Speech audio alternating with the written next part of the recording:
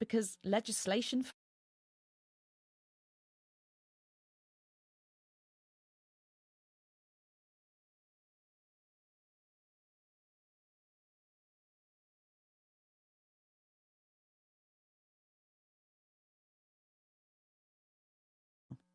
in a few weeks, the mist will clear, and she can't wait. This month, she has only hiked 5 times, but soon the mud will harden. It will be safer to walk up the mountains again. That was Sophia Smith-Gaylor. That's all for this edition of the programme. I'm Pascal Harter. The producer was Sally Abrahams. And there will be more of the stories behind the news headlines next weekend on From Our Own Correspondent, who are on the BBC World Service.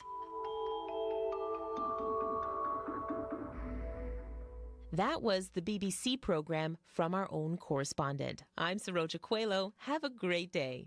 Good morning, Manitoba. Welcome to Information Radio on CBC Radio 1. I'm Emily Brass, sitting in as your host today. With me are Corey Funk, our show director, Abby Adeyemi, our studio technician, Kevin Nipatebo is producing our CBC Manitoba YouTube channel, and Heather Wells is in the newsroom with the CBC headlines. Good morning. Well, a family is mourning the death of 2 international students from Nigeria. They are being remembered for their loving character. Their names, Precious and Cristobal Aloysius. They died in September when their vehicle rolled on Highway 60. The siblings were heading to the PA for the start of the fall semester at the University of Manitoba Nursing School. We're going to hear from some of their family who are having trouble getting to Winnipeg for the funeral. And a Winnipeg veteran is hosting a free holiday dinner open to everyone, but in order to fund the event, Trevor Sanderson is camping out to raise donations. He is at the intersection of Main and Higgins. We'll hear more about what he's got planned in our next local news at 6:30. Thank you, Heather. You're welcome. That's Heather Wells from the CBC Manitoba newsroom. Coming up first on the show, we're going to check in with the president and CEO of Harvest Manitoba and get an update on our Make the Season Kind campaign to hear how much money we raised this year, and a little spoiler, we broke the records. We've got some school closures to tell you about. Borderland School Division, all schools are closed. Brandon School Division, buses will not be operating outside the city of Brandon all day today, and that's because of poor highway conditions. Alexander, O'Kelly, and Spring Valley schools are closed. All other schools will be open. Buses will be running within the city of Brandon, and attendance at schools is at parental discretion where travel is required. So please call your school if you're not going to be attending and exercise due caution.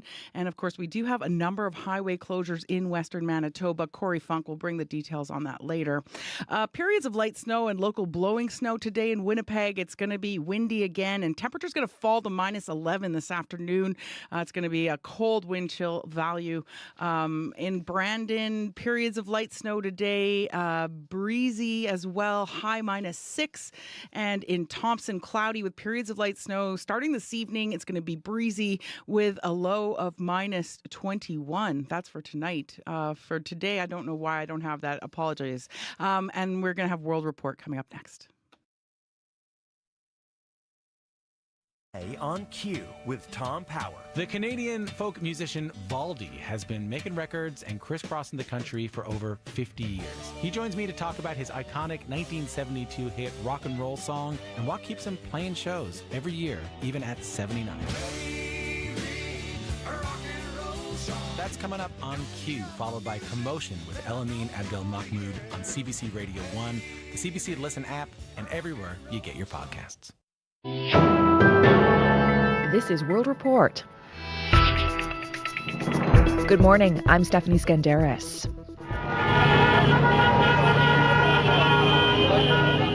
People crowd the streets of Damascus, some honking their car horns in celebration. It's been 1 day since rebel forces took over Syria's capital. It took just 11 days for the forces to declare their assault against the reigning regime a victory. President Bashar al-Assad's rule is over. The Kremlin confirms Russia granted him and his family asylum. There are reports they may be in Moscow. Now the world watches and waits for what comes next for the Syrian people at home and abroad. The CBC's Tom Perry has more from Jerusalem. The celebrations continue in Damascus over the fall of Bashar al-Assad, but so do the questions about what comes next. The man who led the campaign against the Assad regime, Abu Muhammad al-Julani, addressed his fighters at a Damascus mosque. This victory, my brothers, is a new chapter in the history of the entire Islamic nation, he says. It is a turning point for the region. Julani's group, Hayat Tahrir al-Sham, was once affiliated with al-Qaeda and is still considered a terrorist organization by many countries, including Canada. Syria's neighbors are calling for unity among the country's many factions. Israel says it's willing to build peaceful relations with Syria's new rulers.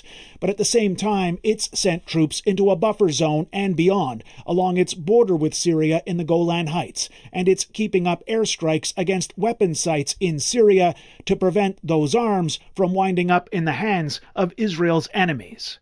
Tom Parry, CBC News, Jerusalem.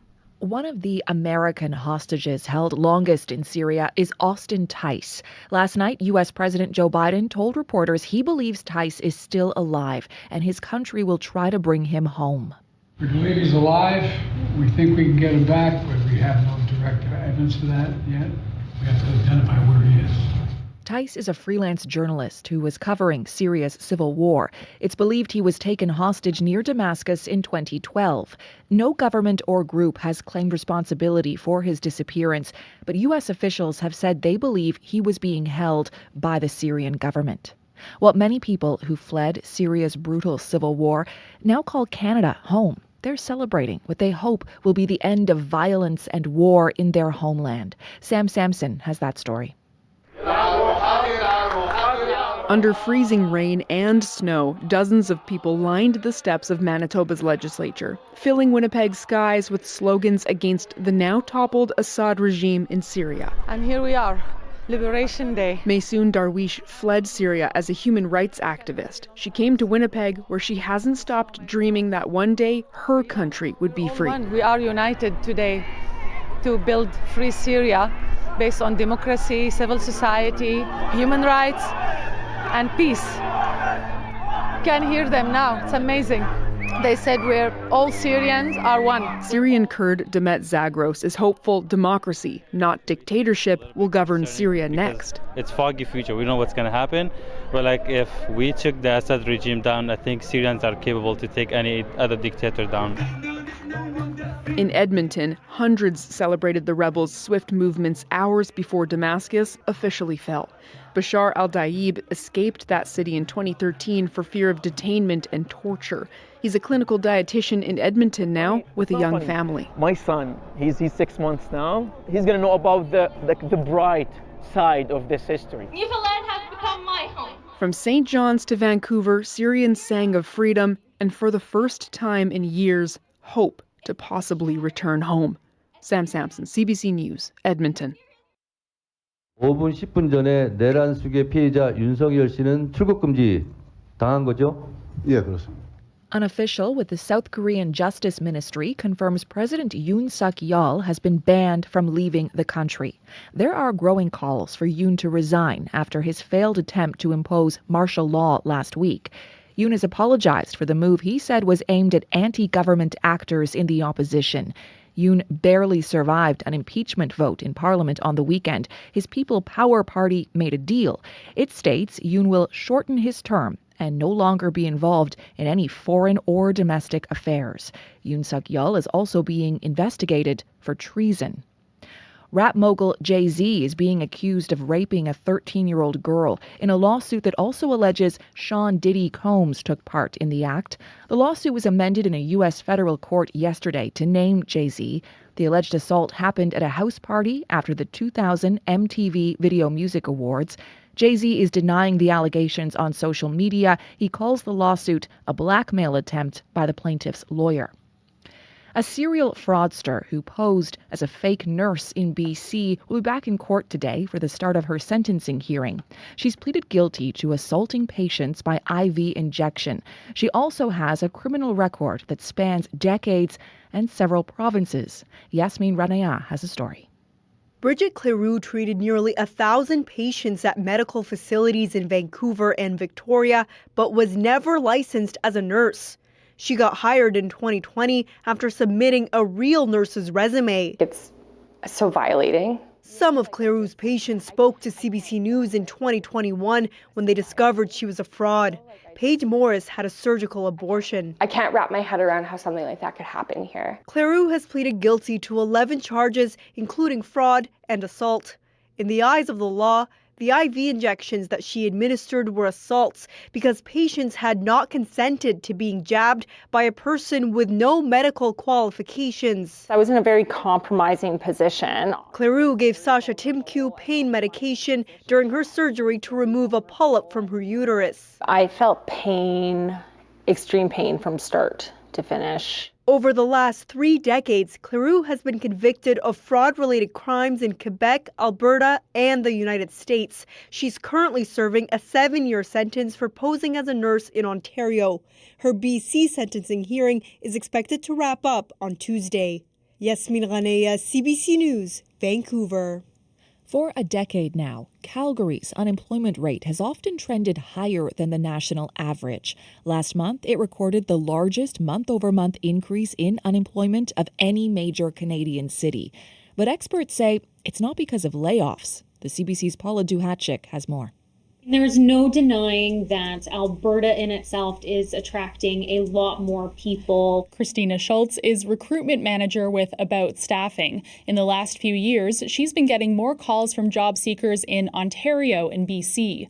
More recently, she says they've even started moving here before landing a job. They've just kind of picked up and made the move to open up their opportunities. In November, Calgary's unemployment rate hit 7.9%, above the national average of 6.8%. People are moving here faster than the labor market's ability to absorb. Mark Parsons, chief economist with ATB Financial, says a similar trend is unfolding in Edmonton. So we've had record numbers of people move to Alberta. In Calgary, it's not unusual to see an unemployment rate above the national average. Charles St. Arnaud, chief economist with Alberta Central, says this has often been the case since the 2014 crash in oil prices. We saw a gradual increase in the unemployment rate because of the layoffs and also because the rest of the economy was not hiring. He says the current unemployment rate is a bit of a mixed bag. He says it's a good thing that people aren't losing their jobs in big numbers. But it's also negative, especially for the younger cohort who are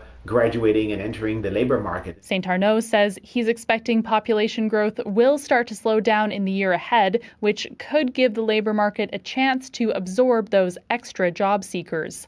Paula Duhatschik, CBC News, Calgary. Merriam-Webster has just named its 2024 Word of the Year. And it's a word that's been used a lot to describe the fraught state of U.S. politics and society. I want to talk to you about polarization. Political polarization worse. This type of polarization is... If we want to reduce political polarization... Why is everything so polarized? Political polarization has intensified. Polarization, meaning a division into two sharply distinct opposites. The online dictionary site says searches for that word grew dramatically over the past year. But of course, the word of the year varies from dictionary to dictionary. You'll recall Oxford named brain rot its word of the year, and the Collins Dictionary gave that title to the word brat. And that's World Report for this hour. For news anytime, go to cbcnews.ca. I'm Stephanie Skandaris. This is CBC News.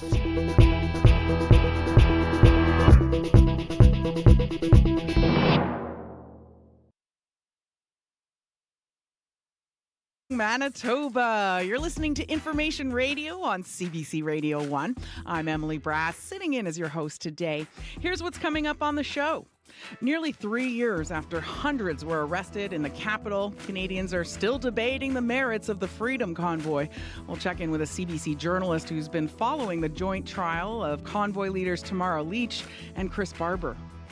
How much does a cancer diagnosis cost the Canadian healthcare system and patients over their lifetime? That's a question the Canadian Cancer Society tries to answer in its latest report. We'll have a guest from the society join us later this hour. But up first, we'll check in with President and CEO of Harvest Manitoba for an update on our Make the Season Kind campaign and hear how much money we raised this year. Spoiler alert, we broke the records. All of that's coming up on Information Radio.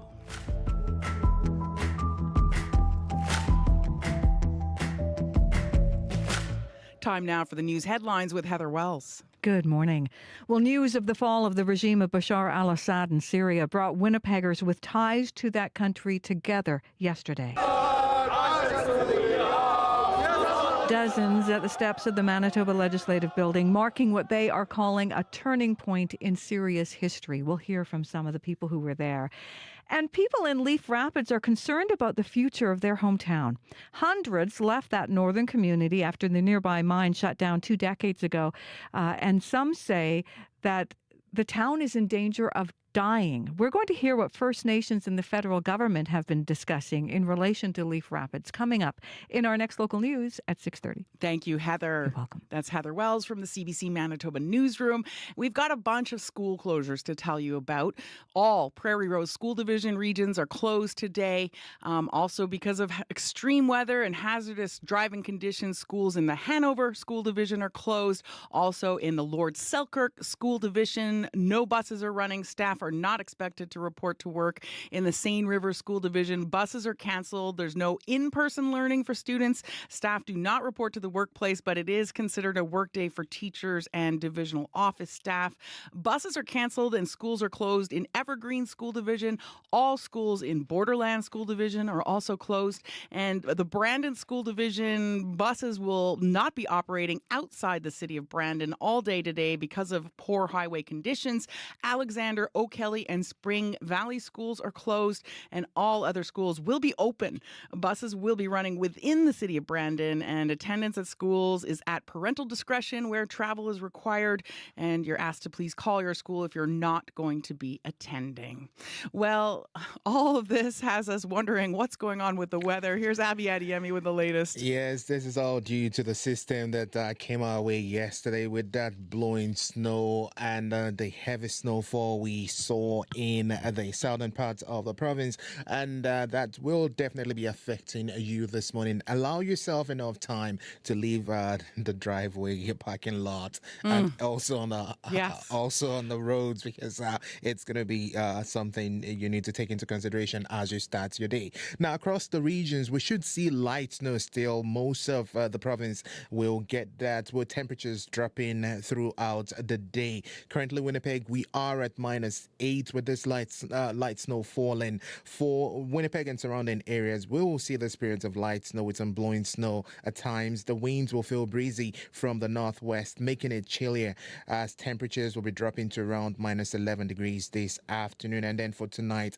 mostly cloudy conditions. We still have that a few snow hanging back. We will definitely see that. Then that would ease by midnight. In other regions, we're looking at similar conditions, light snow from western Manitoba all the way down to Thompson and Churchill. Breezy northwest winds in the forecast. But right now, -8, light snow. It's going to blow today, and then temperatures drops to -11 in most of the regions. Oh my gosh, it's just nonstop today. Look out for the sleepy roads, please. Thank you, Abby. Thank you. That's Abby Adiemi. He's also our studio technician. And joining me now in studio is our show director, Corey Funk, with a look at the roads. And boy, it was pretty rough for all of us coming in early. Yeah, it was. I ran in, and actually, this may be the quickest way to get here, I'm Maybe, guessing, yeah. actually. Bike lanes were plowed, actually, here in the city. Heads up with that. But lots going on on the highways today. So I'm going to start with actually a call I got from Maria. If you're coming in on Highway 1 East westbound into the city, just a heads up, that cloverleaf that takes you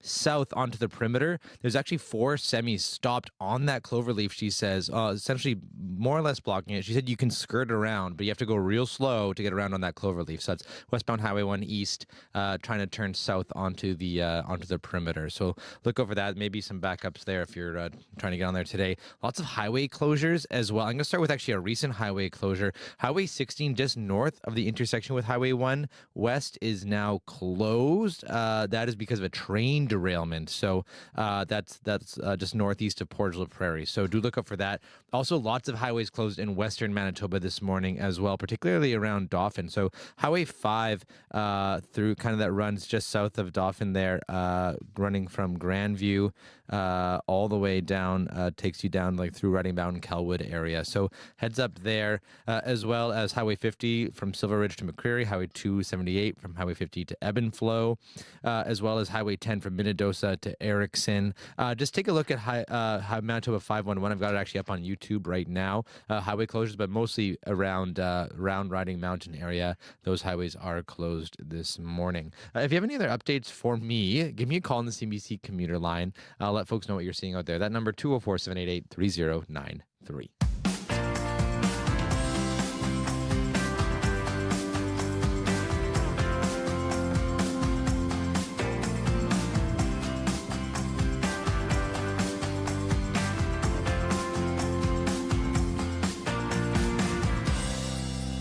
It's 6:16. You're listening to Information Radio on CBC Radio 1. It's -8 with light snow and blowing snow right now at the airport. I'm Emily Brass, filling in today for Marcy Marcusa.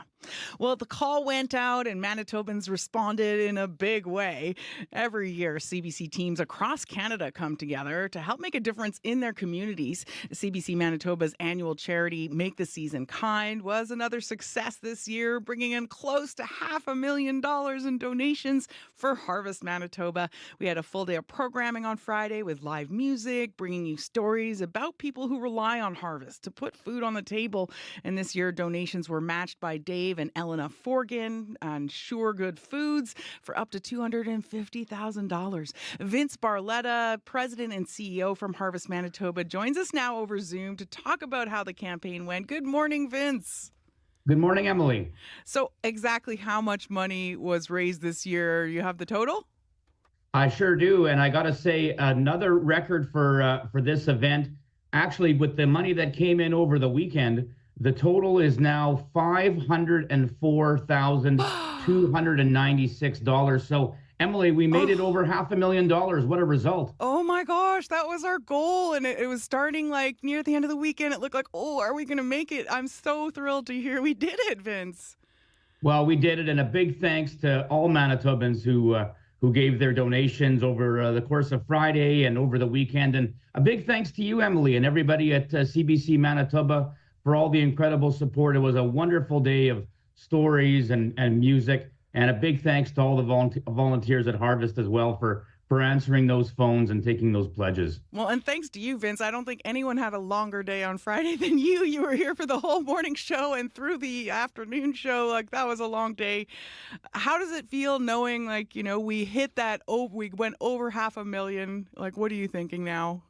Well, it certainly feels good. And as we talked about on Friday, Emily, every dollar that Harvest spends on food, we're able to leverage it 10 times through the food that comes donated into the organization. So really, that $500,000 gets multiplied by 10 when you think about the impact that it has to Harvest throughout the year. What a great start to the holiday season, going to allow us to continue to do our work into the months ahead. But I got to say, Emily, that just because you missed Make the Season Kind for this year doesn't mean you still can't give to Harvest Manitoba through your funds, your food, your time, and the best way to find out all about it, harvestmanitoba.ca. Yeah, good reminder. And so how does this year compare to previous ones in terms of that response? Well, it's a record for us here, Emily, with the Make the Season Kind event. Our previous record, I believe, was $365,000 a couple of years ago. So forget about that record. We can leave that in the history books and start talking now about over $500,000. It comes at a really important time as well, Emily, as we talked about. Need for food bank has never been higher here in Manitoba and across the country. In Manitoba, more than 50,000 people a month going to a food bank somewhere in the province of Manitoba. And of course, the ongoing postal disruption, making it tough for people to get those checks to Harvest over the holidays. So promotions like this with CBC are incredibly important, and we're so happy Manitobans responded. Yeah. And, this time of year can be especially tough for people. Like, how big of a difference is this going to make? Yeah, well, it makes a huge difference. This is, in terms of single day fundraising events, our biggest event of the year, Emily. So, to have that outpouring of support from the community, but also to hear the incredible stories. And I know you shared them throughout the day, as CBC did. Folks that use food banks, different walks of life, new Canadians, seniors, people with disabilities, families. The need for food banks not only has never been greater, but has never been more broadly based in terms of the number of people and the kinds of people that are accessing food banks, including a growing number of people with jobs. So it makes a really big difference. And I think for all of us at Harvest to know what support we have in the community, it sure makes it easier when we're starting up those trucks this morning and getting onto those snowy roads to know the support that we have all across our province. Big thanks to all the staff and volunteers, and to you, Vince. It's been excellent having you on our shows. We really appreciate it, and we're looking forward to next year already. Thank you so much. Happy holidays, Emily. You too, Vince. That was Harvest CEO and President Vince Barletta.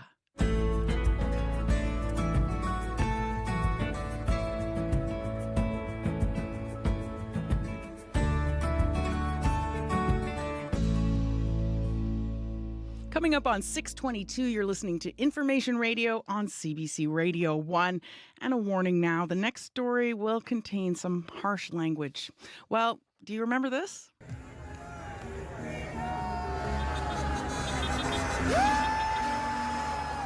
It was one of the most divisive chapters in recent history in Canada, the Freedom Convoy, which overtook downtown Ottawa for weeks. And nearly 3 years later, the battle continues over what happened, who's responsible, and whether anyone should be punished. At the center of it all is the joint trial of Tamara Leach and Chris Barber. The two convoy leaders face charges of mischief and intimidation, with potential sentences of up to 10 years in prison if they're convicted. Until now, they've avoided speaking to mainstream media, but that's changed. David Fraser is a reporter with CBC Ottawa. He joins us now with more. Good morning. Good morning. Thanks for having me. So remind us who these two figures are and what they represent. Yeah, sure. So I think it's fair to call Tamara Leach and Chris Barber sort of the OG figures of the Freedom Convoy, or maybe even the mom and dad of the overall movement is a better fitting title. They were organizers from the very start, and they've really become household names in parts of the country and among certain circles. So when the convoy was dismantled in 2022, there was more than 200 people arrested, but only a handful of names were sort of seen as key figures. So Pat King, Randy Hilliard, James Bowder are to name a few, but none really commanded a bigger following and more support than Tamara Leach and Chris Barber. As evidence of that is just the amount of money that they've raised. They've raised close to $1 million for their legal defense. Most of that's coming from two well-funded charities with ties to conservative and libertarian causes. Leach and Barber also have this massive grassroots support. A lot of it comes from Western Canada, and as their trial has dragged on, more and more people have continued to support them. They're being charged with mischief and intimidation for their roles in the Freedom Convoy. The trial has lasted longer than most murder trials at this point. Wow. So how do the two of them describe what they stand for and why they keep fighting? Yeah, so to that point, we really wanted to figure that out. So my colleague Felice Chin and I, we traveled to Medicine Hat, Alberta, and to just outside Swift Current, Saskatchewan, to meet Leach and Barber separately at their homes. I would say that the two generally remain pretty defiant in their stance against COVID-19 health mandates and the sort of broader impact on society that had. Here's Tamara Leach and how she sees it. I have letters from people that didn't get to say goodbye to their dying parents in the hospital. I have stories from people that felt that they were absolutely forced to get vaccinated or they were going to lose their job. And the hardest ones, hearing that, I was about to commit suicide. So that was Tamara Leach, and Chris Barber expressed similar sentiments as well. Look, he's a lifelong trucker. He was somebody who was double vaccinated himself, and he said that he felt this indignity of being asked to deliver essential goods and services, and then at the same time not getting any support and respect from sort of broader society. To the point, he wasn't even allowed to use a public washroom because of the restrictions. I just attended a funeral for a truck driver on the weekend that ended it because life is really rough. I think the lasting effects of the COVID on the people and the mental state in this country, the alcohol addiction, the drug addiction that's gone on the last while, It's actually the pandemic that we should be focused on right now more than anything. Yet the near month-long protest in the winter of 2022 also caused a lot of distress to downtown businesses and people who live in Ottawa. How do they grapple with those criticisms? Yeah, that was one of the most interesting parts of being with them. With time, it's clear that a lot of that anger that they felt that brought them to Ottawa has mellowed out, at least to a degree, and with Chris Barber especially. So, as an example, when we visited his home, he had long taken down the Confederate flags that he once had hanging on his garage walls, gone to the F. Trudeau signs that, well seen throughout the Freedom Convoy. He's taken those down because he said that he realized that they're offensive to a lot of people. Another thing that happened was there was this moment when we confronted him with what had happened to my producer, Felice Chin. Now, you mentioned off the top about offensive language. This is it coming up because my colleague Felice experienced a really ugly racist incident where she was called a dog-eating bitch, and she shared that with Chris. Here's the tape. Well, I'm sorry that somebody said that to you. That's obviously wrong, and it shouldn't take place in this country. It was nobody that I stood with. I never heard that there. Like I said, I think they may be invisible to people who are white because you wouldn't say that to each other. No, and I think that's where we've lost a big part in the last number of years. It's like we're desensitized to everybody else's feelings out there. Everybody's about getting underneath somebody else's skin. Everybody's about making the next person angry or humiliated.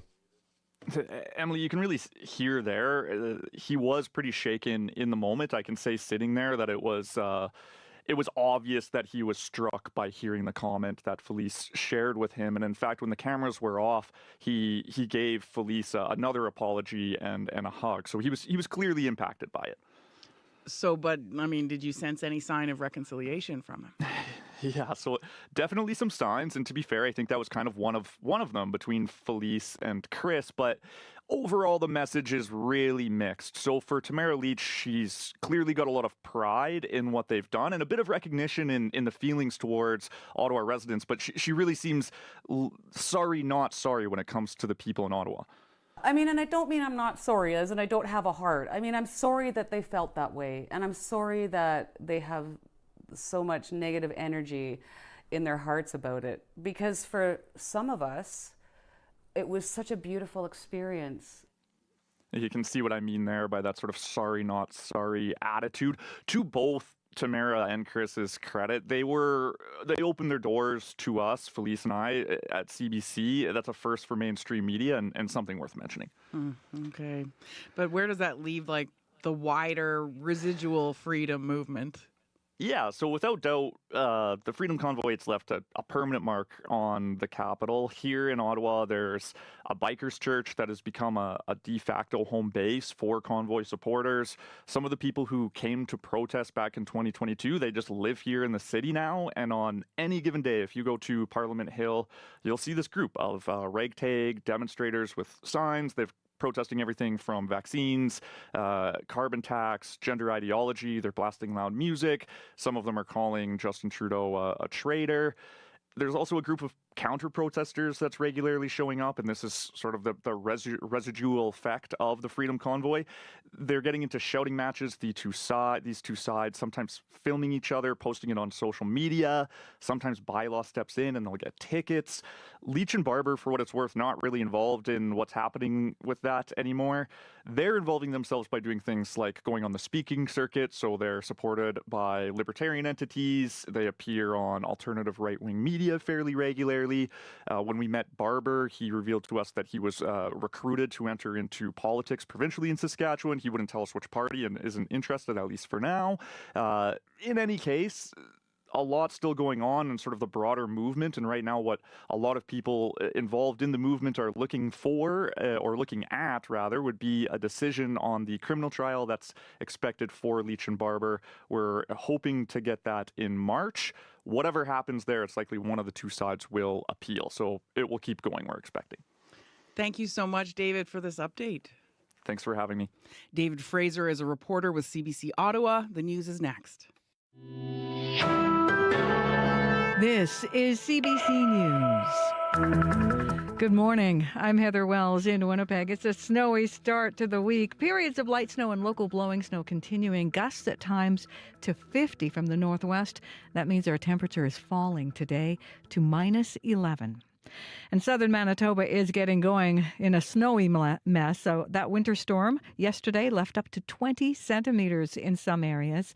In Winnipeg, city crews have been working to clear streets and sidewalks since last evening. That cleanup will continue today on back lanes. To Damascus. That is ongoing celebrations in the Syrian capital following the collapse of the Assad regime. President Bashar al-Assad and his family have fled the country.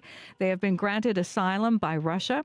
The stunning rebel advance that swept across Syria ends 50 years of rule by the Assad family. You can hear the latest coming up at World Report at 7. Now, news of the Assad regime's fall brought Winnipeggers with ties to Syria together yesterday. Dozens at the steps of the Manitoba Legislative Building, marking what they are calling a turning point in Syria's history. Some people, like Amar Kassas, foresee a future for Syria based on democracy, peace, and freedom. We are very happy today. Yeah, this is like incredible thing happened. It's like a dream just becoming true.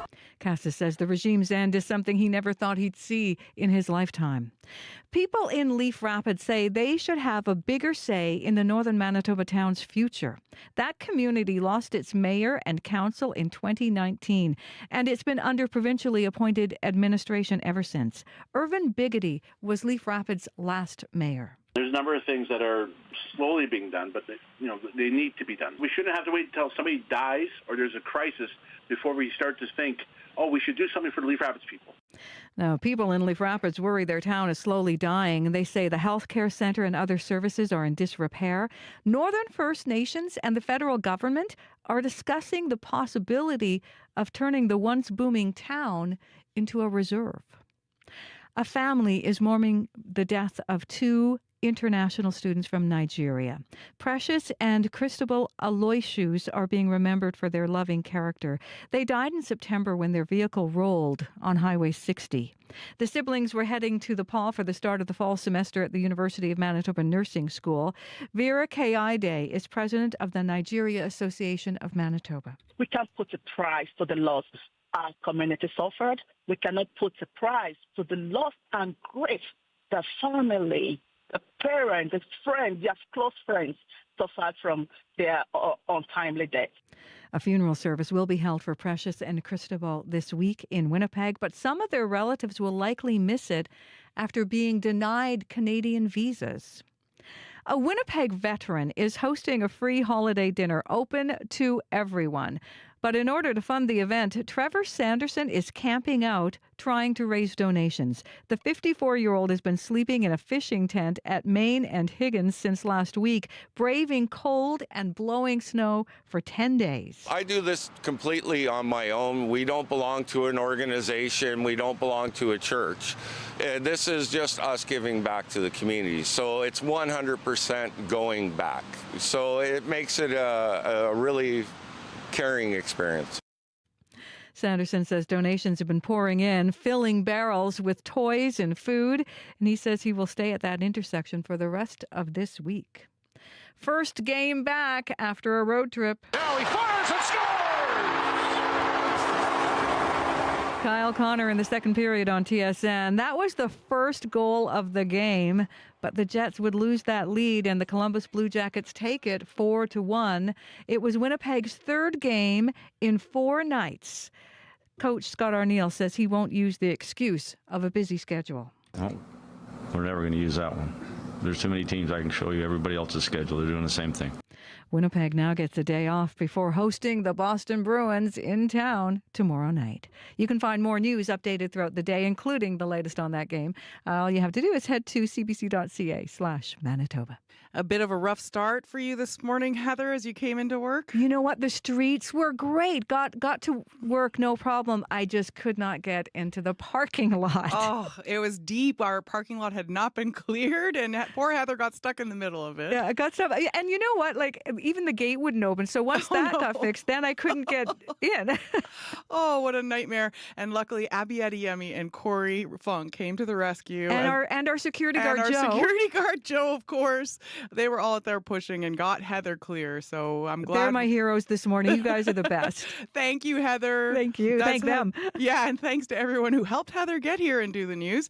That's Heather Wells from the CBC Manitoba newsroom. And because of that awful weather out there, there's a lot of school cancellations. So here's the list. All Prairie Rose School Division regions are closed. Schools in the Hanover School Division closed. Schools are closed in Lord Selkirk School Division as well as Interlake School Division. All schools closed. In the Seine River School Division, buses are canceled. There's no in-person learning for students. Staff do not report to the workplace, but it is considered a workday for teachers and office staff.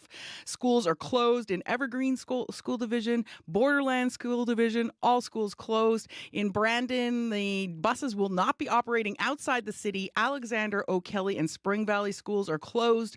All other schools will be open with buses running within the city limits. Please call your school if you're not going to attend. And Mennonite Collegiate Institute in Gretna, all schools are closed. And now with a look at the weather that's causing all of this, here's Abby Adiyemi. Good morning once again. And one thing you're going to be dealing with is that northwest winds that will be blowing the snow in open areas. So if you're commuting from out of town into the city on the highways, you will be noticing blowing winds that would affect your commute. Looking across province, we're seeing light snow most areas with temperatures dropping throughout the day. For Winnipeg, it's currently -8 degrees. Light snow is seen. Expect this to stay with us, and we will experience occasional blowing snow throughout the day with breezy northwest winds, making it feel colder. Temperature will be dropping to around -11 this afternoon. Heading to western part of the province, Westman in Brandon, we're currently at -8 with light snow and drifting snow in that part of the region. We'll see light snow, breezy northwest winds, and a high of -6. Currently in the south central and the Pembina Valley region, temperatures around -11. We will be seeing periods of light snow and local blowing snow also in that region. Breezy conditions from the northwest, and temperatures will stay around -11 this afternoon. In the Parkland region, we're looking at Dauphin at -10 at this time.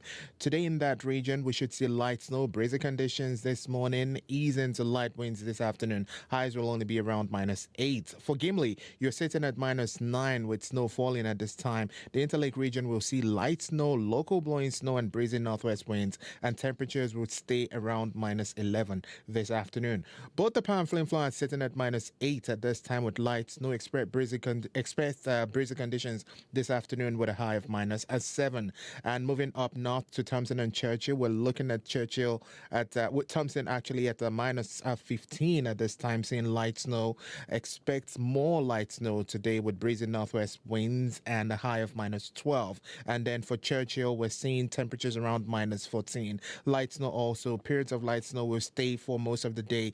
Once the system passes, you should be seeing about 2 to 4 centimeters of snow and breezy northwest winds developing this afternoon. Highs will be around -14. Compared to Winnipeg, sitting at -8, the northern regions are kind of looking at colder temperatures. But for Winnipeg, we're just going to see this light snow, breezy conditions, and we're going to get to about -11. Thank you, Abby. Thank you. That was a lot to keep track of. That's Abby Adiyemi, who's also our studio technician. And with him in the control room is Kevin Nipatebo, who is streaming on our CBC Manitoba YouTube channel. And here with a look at the messy conditions out on the roads, here's Corey Funk. Yeah, lots of highway closures in western Manitoba this morning. I'm going to start with one of the most recent ones. Highway 16, just north of the intersection with Highway 1 West, is now closed. The province just sent out a couple hours ago. That's actually because of a train derailment in the area. So that's just northeast of Portage, La Prairie. As well, around Dauphin, there's a few. At Dauphin, Riding Mountain, there's a bunch of highways closed as well. So Highway 5 from Oka River to Kelwood, Highway 10 from Minnedosa to Erickson, Highway 5 from 353 to Neepawa, and Highway 16 from Gladstone to Neepawa as well. So Highway 5 from Grandview to St. Rose, Highway 10 from Riding Mountain, National Mountain Park to Cowan, as well as Highway 362 from Dauphin to Sifton. And one last thing here, I've been getting calls on the commuter line from both Maria and Daniel who say that when you're coming west from Highway East westbound into the city, trying to turn onto the south onto the perimeter, you actually might run into some issues because there's a few semis that are blocking that clover leaf right now. They just can't seem to get up it. Maria said you can skirt around. Daniel did say when he was kind of driving the other way, he saw it and it was getting pretty backed up. So it might be pretty backed up if you're trying to turn onto the perimeter coming into the city from the east this morning on Highway 1. If you see anything else going on out there, give me a call on the CBC commuter line. That number 204-788-3093. Thank you so much, Corey. That's Corey Funk from the traffic desk. It's 6:40. Time now for business news. Crystalie Ramlakan joins us from the CBC Business Desk. Good morning. Hey, good morning, Emily. Hopefully the weather's better where you are, Crystalie. Yeah, I'm in Ottawa. I mean, we got a lot of snow yesterday and I think we might be getting some freezing rain today. Thankfully, I'm getting my winter tires on good. today. Just in time. Yeah. Okay, so your first story this morning is about housing and the impact the housing crisis is having on people who experience domestic violence. What can you tell us about that? Yeah, so a new study says that Canada's housing crisis leads to more unsafe housing for those who experience domestic violence. And advocates say provincial and federal governments need to step up efforts to create housing for people escaping gender-based violence because too many are forced to remain in unsafe situations after being abused. So the study released by Women's Shelters Canada says the housing crisis is preventing many people from finding affordable and safe housing after leaving their abuser. So of the 381 shelters and transition houses that responded in this survey, 94% of emergency shelters and 83% of transition homes say people are staying longer than they have in the past while searching for housing. And the report also says when people do leave facilities, about half return to their abusers because they just have no other options. More than 2/3 end up in housing situations considered precarious, which means they're living either with friends or family or are trading work for rent. And more than 1/3 experience homelessness at some point. So advocates say there's an urgent need for governments to add funding to housing projects specifically for survivors of gender-based violence and to cut down on wait times for people applying for social assistance programs. Okay. So next we're going to turn to the security of our communications. There's been a huge hack of U.S. phone companies. What's the fallout from that? Yeah, so at least 8 U.S. telecom firms and dozens of countries have been impacted in the last week by a Chinese hacking campaign where private texts and phone conversations of an unknown number of Americans were accessed. So a group of hackers known as Salt Typhoon is being blamed for this attack, and they've targeted companies which reportedly include AT&T, Verizon, and Lumen Technologies. Now, Communications Security Establishment Canada, which provides our federal government with intelligence, has said that at this time, it's not aware of any Canadian networks impacted by this activity, but White House officials are cautioning that the list of those impacted could still grow. Now, Canadian cybersecurity experts say some industry practices and government regulations that allow intelligence organizations access to the telecommunications system are part of the problem here.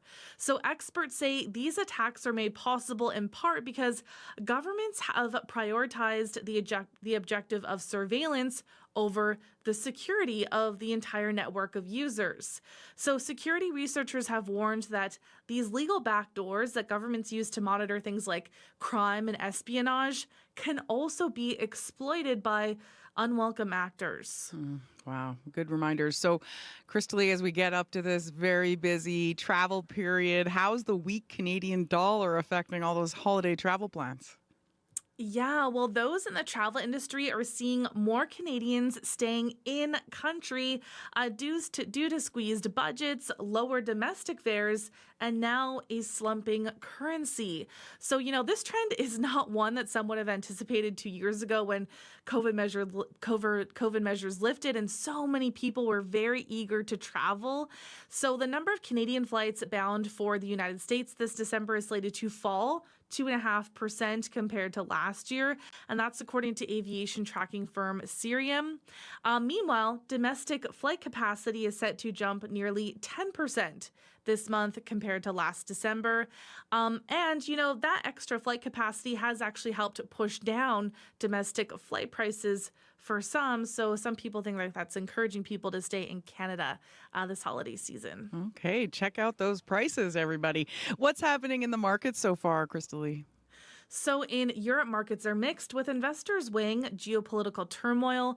Germany is down, the UK is up, France is up. In Asia, some stocks are jumping. Right now, Japan is up, Shanghai is down though, and Hong Kong is up. Oil is up 76 cents to 67.96 US per barrel. Gold is up 23.90 to $2,656.40 US per ounce. And the dollar is up just over 1/10 of a cent, but like we were saying, it's still at 70.8 cents, US. Pretty weak. Okay, thank you so much, Crystal Lee. Okay, thanks, Emily. That was Crystal Lee Ramlakan from the CBC Business Desk.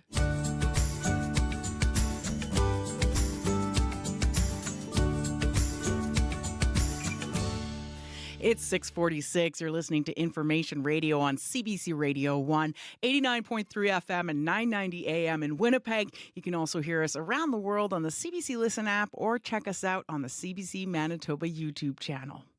Well, poinsettias or poinsettias, however you choose to say it, are one of the most popular Christmas season plants. But have you ever wondered how that came to be? Jim Hole is a horticulturalist and CBC Radio gardening columnist, and he shares the history and some lesser-known facts about the poinsettia with CBC's Min Darawal. The poinsettias are native to Mexico. It's kind of the western side, on the western kind of coastal area there, and down into Guatemala. But they don't look like they look like today. So that the native ones there are really tall, gangly shrubs, get about 10 feet tall. The leaves are really small. They're nice and red, but they're tiny. Okay. And it was really Montezuma that picked up on these wild plants about 500 years ago. Wow. Had a botanical garden and grew them there. When were they first sold here? Well, it looks like back in the 1920s, it started showing up on, it's a bit vague, but it started showing up on these different Christmas cards. Okay. And so people started buying these plants around that time.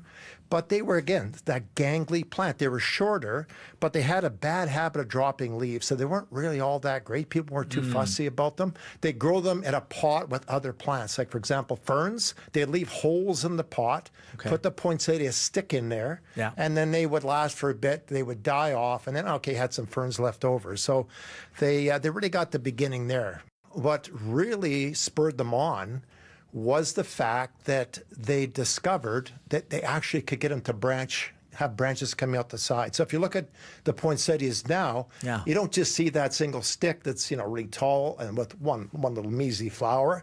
They worked hard on developing these bigger bracts. That's the red leaves on the plant. But by accident, somebody found a plant in a greenhouse. It had mutated.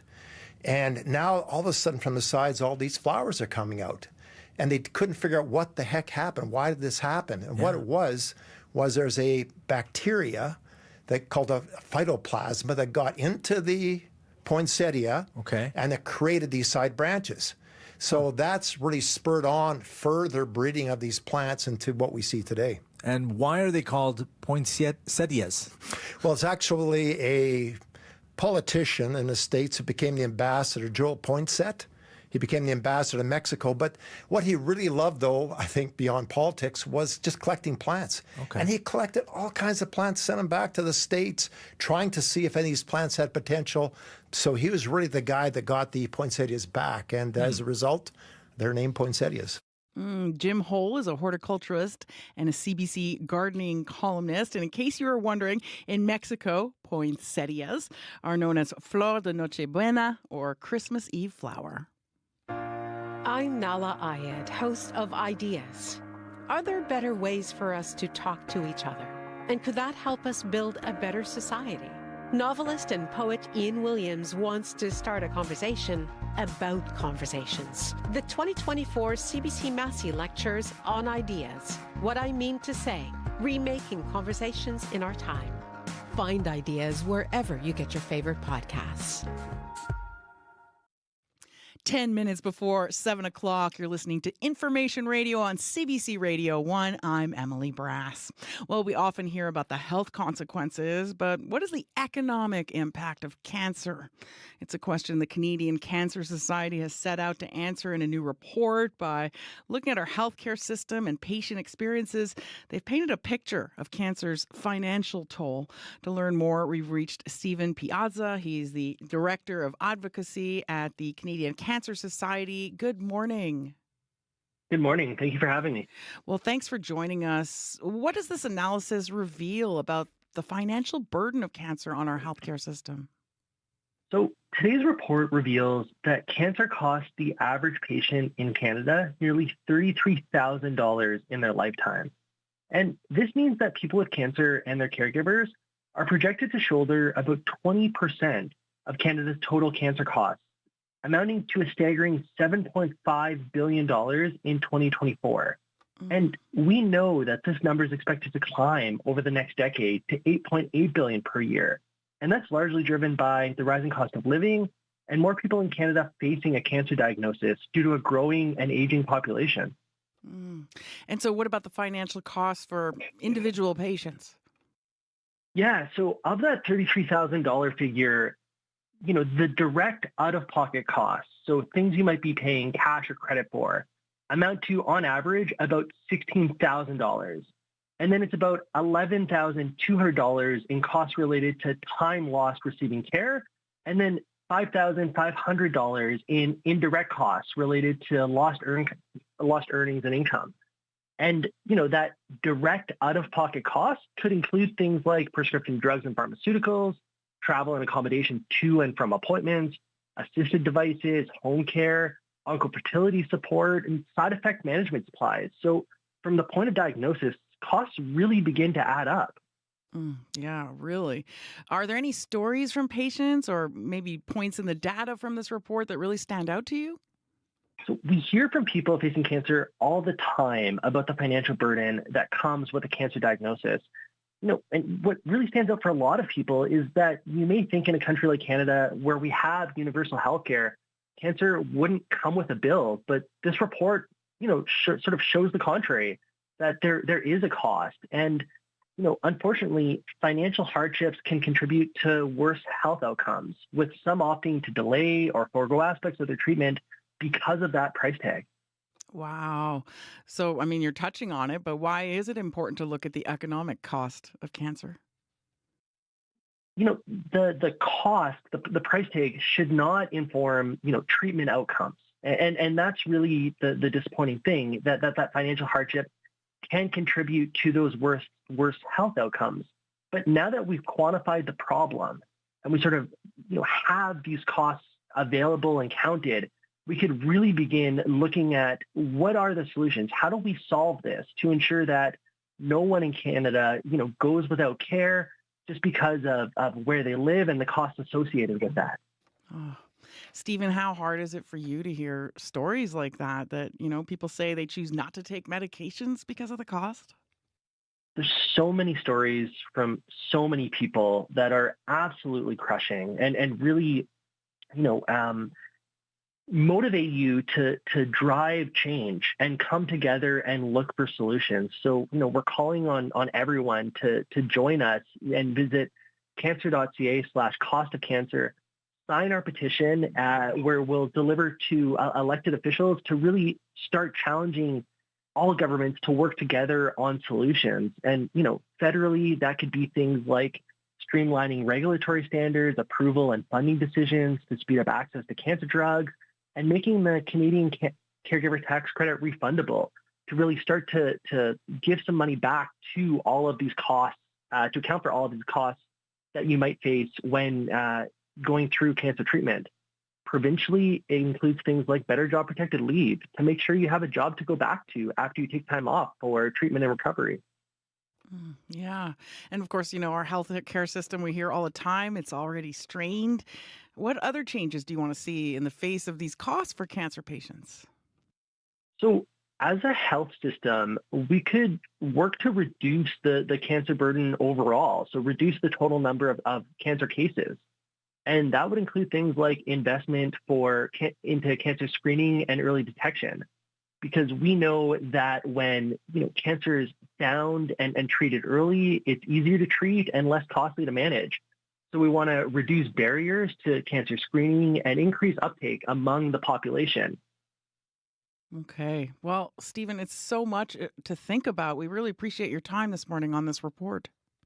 Thank you so much for having me. Stephen Piazza is Director of Advocacy at the Canadian Cancer Society. We're coming up on news headlines. Quickly, I'm going to tell you the school closures. Prairie Spirit School Division, schools are closed. Red River Valley School Division, all schools closed, but staff expected to work from home. Southwest Horizon School Division, schools are closed. Staff assigned to work from home. Buses not running in Beautiful Plains School Division, all schools are closed.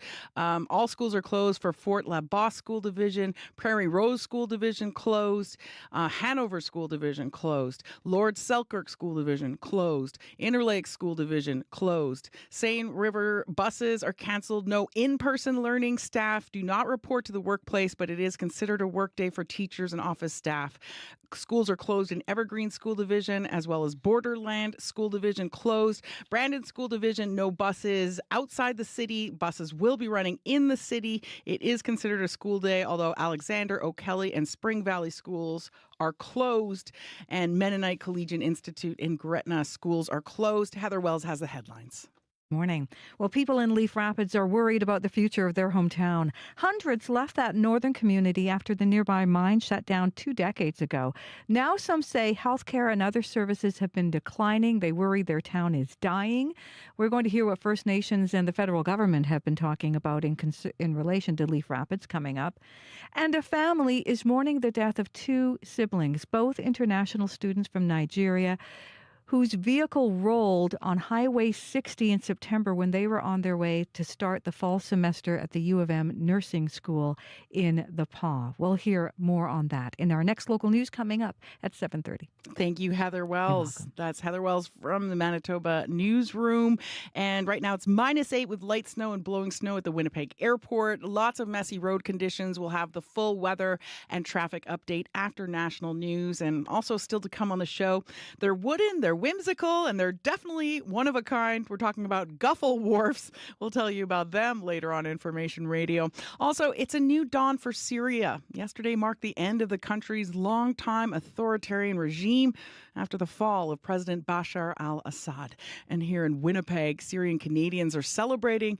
We're going to hear from a Syrian Winnipegger who says they're hopeful for the future of their home country. And then coming up a bit later in the hour, an 89-year-old woman was charged more than $200 to get help from paramedics after she took a fall in her assisted living home, and she wasn't even sent to the hospital. We'll speak to her daughter-in-law about what happened and why she now worries some people might think twice before calling 911 for help. All of that's still to come on Information Radio here on CBC Radio 1, 89.3 FM and 990 AM in Winnipeg. We're also broadcasting live on our CBC Manitoba YouTube channel and on the CBC Listen app. Plenty more to come. World Report's coming up next.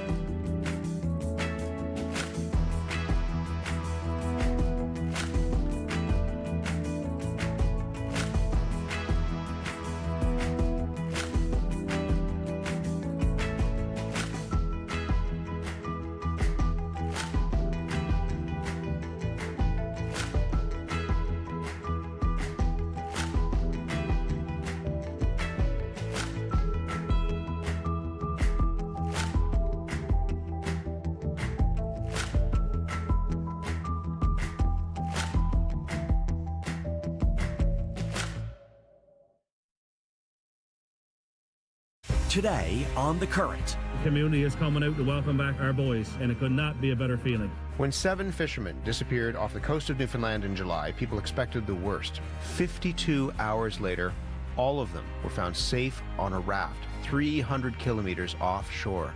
That near impossible story coming up on The Current. The Current with Matt Galloway. This morning at 8:37, 9:07 in Newfoundland, and on the CBC Listen app. This is World Report. Good morning, I'm Stephanie Skandaris.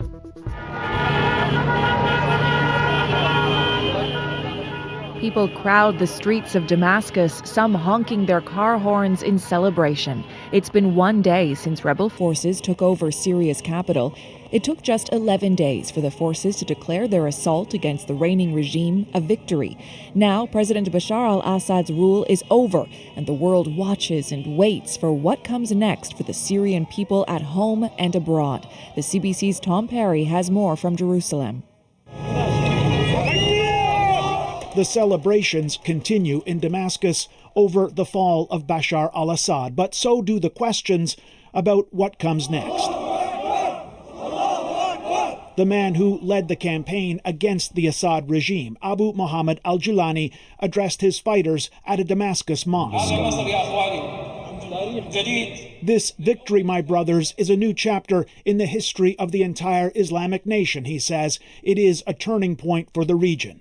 Julani's group, Hayat Tahrir al-Sham, was once affiliated with al-Qaeda and is still considered a terrorist organization by many countries, including Canada. Syria's neighbors are calling for unity among the country's many factions. Israel says it's willing to build peaceful relations with Syria's new rulers. But at the same time, it's sent troops into a buffer zone and beyond, along its border with Syria in the Golan Heights. And it's keeping up airstrikes against weapon sites in Syria to prevent those arms from winding up in the hands of Israel's enemies. Tom Perry, CBC News, Jerusalem. Bashar al-Assad and his family are believed to be in Russia. The Kremlin has confirmed President Vladimir Putin granted the family asylum, but their exact whereabouts are unclear. It's also not clear if they plan to stay in Russia. As Crystal Gomansing reports, the Assad family has ties to Britain. Asma al-Assad was born, raised, and educated in London. Until recently, she was the First Lady of Syria. Her family, including her 3 adult children and husband, dictator Bashar al-Assad, are said to be in Moscow, but Kremlin officials have not stated that publicly. Pat McFadden is the Duchy of Lancaster, the UK's most senior cabinet minister after the Prime Minister. The family are in Russia as far as we know. That's what Russian state media have said. We've certainly had no contact or no request for Mr. Assad's wife to come to the UK. As a British citizen, she would not have to ask to come to the UK. McFadden says since the family is believed to be in Russia, the UK government has not discussed whether to prevent the Assads from entering Britain. The government will, however, need to discuss Hayat Tahrir al-Sham's designation as a terror group. That designation currently prevents the government from holding talks with HTS, which is currently in power in Syria. The leader of that group has distanced himself and away from some of the things that have been said in the past. He is saying some of the right things about the protection of minorities, about respecting people's rights. So we'll look at that in the days to come. The U.S. has also designated HTS as a terror group. Crystal Gomansing, CBC News, London. One of the American hostages held longest in Syria is Austin Tice.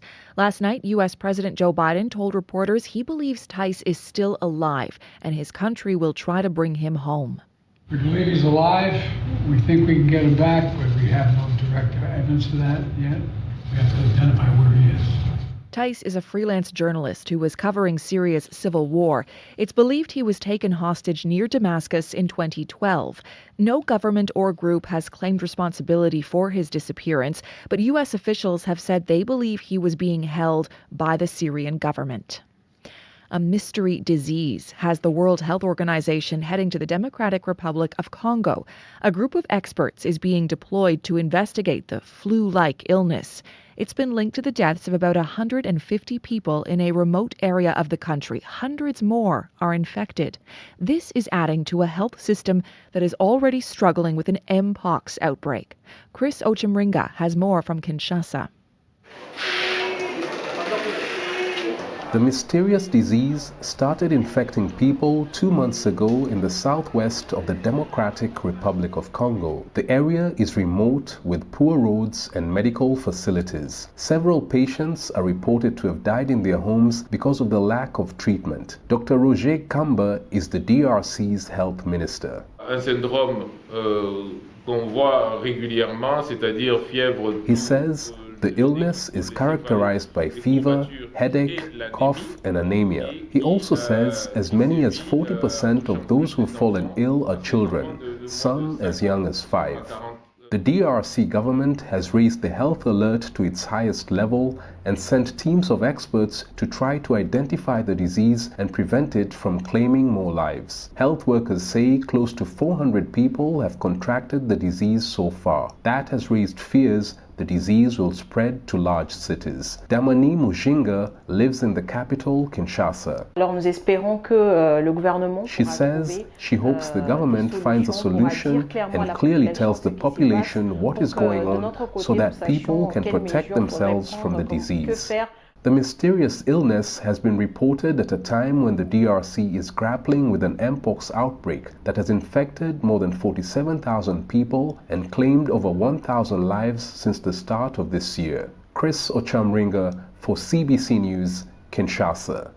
Rap mogul Jay-Z is being accused of raping a 13-year-old girl in a lawsuit that also alleges Sean Diddy Combs took part in the act. The lawsuit was amended in a U.S. federal court yesterday to name Jay-Z. The alleged assault happened at a house party after the 2000 MTV Video Music Awards. Jay-Z is denying the allegations on social media. He calls the lawsuit a blackmail attempt by the plaintiff's lawyer. The sentencing hearing for Bridget Cleroux begins today in British Columbia. She pleaded guilty to assaulting patients by IV injection after fraudulently working as a nurse despite having no medical qualifications. Paige Morris was one of her patients. It's so violating. I can't wrap my head around how something like that could happen here. Cleroux treated nearly 1,000 patients at medical facilities in Victoria and Vancouver. She was hired in 2020 after submitting someone else's resume. Cleroux has also been convicted of fraud-related crimes in Ontario, Quebec, Alberta, and the U.S. The ongoing Canada Post strike is having a major impact on the Salvation Army.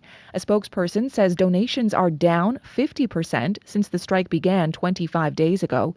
This is one of the Salvation Army's busiest times of year. The organization says 65% of its fundraising happens between November 1st and December 31st, and 2/3 of donations are sent by mail. So far, the charity is down $9 million compared to last year's donations. Cancer is costing Canadians billions of dollars each year. A new report from the Canadian Cancer Society shows despite our universal healthcare system, patients and their loved ones are paying for a lot of expenses. Jennifer Yoon has the details. Medication, colostomy bags, going to the hospital, the gas. When 33-year-old Vanessa Percoco was diagnosed with advanced colorectal cancer 2 years ago, she knew she had to stop working to focus on getting better. What she didn't expect, how expensive it would be to fight cancer, even with Canada's universal health coverage. I was like, should I get the medication to feel better during chemo, or should I keep the money to pay my rent? Which, when you're doing cancer treatment, you shouldn't be thinking about that stuff. It's a calculation many Canadians fighting cancer have had to make, according to a new report from the Canadian Cancer Society. While in-hospital costs like surgeries and chemo are covered by Medicare, patients are on the hook for costs like transportation, medical devices, and some drugs. It's the first of its kind. Joanna Nicolau is one of the lead authors of the report. She says across Canada, patients and caregivers spent approximately $7.5 billion in 2024 on cancer expenses. For an average patient in Canada, their cost is $33,000 in their lifetime. The report says cancer-related costs are expected to grow by 23% in the next 10 years. Nicolau is hoping policymakers will focus on finding solutions to reduce that financial burden. Jennifer Yoon, CBC News, Toronto. And that's World Report for this hour. You can listen to us live every morning on the CBC News app. Just tap on the local icon. I'm Stephanie Skandaris. This is CBC News.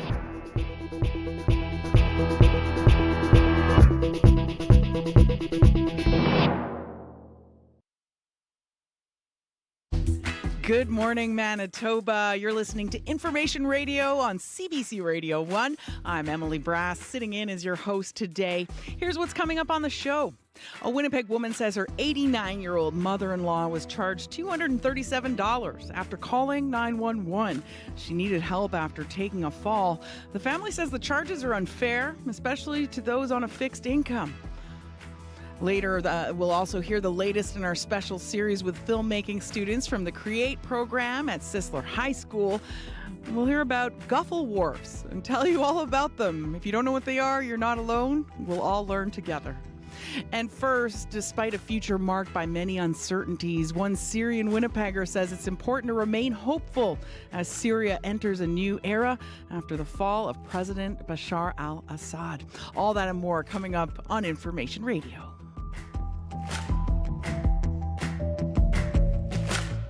11 minutes after 7 o'clock, time for news headlines with Heather Wells. Good morning.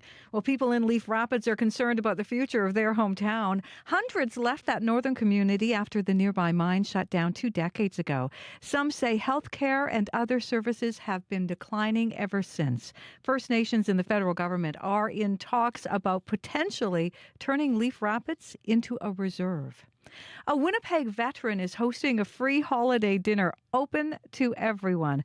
But in order to fund the event, Trevor Sanderson is camping out to raise donations. The 54-year-old has been sleeping in a fishing tent at Main and Higgins since last week. We'll hear from him in our next local news coming up at 7:30. Wow, can you imagine that? What a great effort. I don't think so, but that's a lot of love to do that. That's a lot of love. And, you know, solidarity with people who have no choice but to stay in tents. Absolutely. Yeah. Thank you, Heather. You're welcome. That's Heather Wells joining us from the CBC Manitoba newsroom. And we've got a bunch of school cancellations to tell you about. Schools are closed in Prairie Spirit School Division. They're also closed in the Red River Valley School Division, the Southwest Horizon School Division, Beautiful Plains School, all closed. All schools are closed.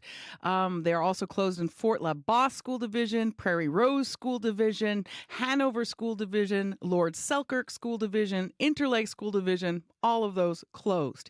In the Seine River School Division, buses are canceled. There's no in-person learning for students. Staff do not report to the workplace, but it is considered a workday for teachers and office staff. Schools are closed in Evergreen School Division. They're also closed in Borderland School Division. Brandon School Division, buses will not be operating outside the city. Alexander, O'Kelly, and Spring Valley schools are closed, but all other schools will be open and the buses will be running within the city of Brandon. Call your school if you're not going to attend. And Mennonite Collegiate Institute in Gretna, all schools are closed. That's because of the big blast of winter weather we've had. And our weather specialist, Abby Adeyemi, has more with the forecast and what to expect during the day. Yeah, that blowing snow, we're already seeing it in the city limits as I speak. Across the regions, that's mostly what the condition would look like. Light snow blowing and temperatures dropping throughout the day. The winds will be coming from the northwest. Currently in Winnipeg, -8. We're already seeing that light and blowing snow outside. We should expect this to stay with us for a better portion of the morning. It will feel chilly as temperatures will fall into around -11 by the afternoon. And then for tonight, we're going to see mostly cloudy skies. Slight chance of light snow will come, and then the winds will be easing as we cross overnight. We'll see the temperatures drop to around -14. The western region is seeing similar condition. Light snow, blowing snow. Similar conditions for the south Central, Red River, Pembina Valley region, Parkland, the Interlake. We're all seeing periods of snow with light snow and blowing at times, so watch out in open areas. We're going to see highs around -11 to -14, but the condition up north, we're going to see more snow in that area. We're looking about 2 to 4 centimeters for Thompson and Churchill, and also it's going to be breezy from the northwest. But compared to Winnipeg, the northern region will be seeing cooler temperatures, and then the southern regions more like milder, but it's about the breezy snow breeze coming with the snow in open areas for today. But right now we're at -8. I guess we all are dealing with some rough weather today. Rough weather today. Thank you, Abby. Thank you. That's Abby Adeyemi. He's also our studio technician, and with him in the control room is Kevin Nipatebo, who produces our CBC Manitoba YouTube channel in the mornings and at noon.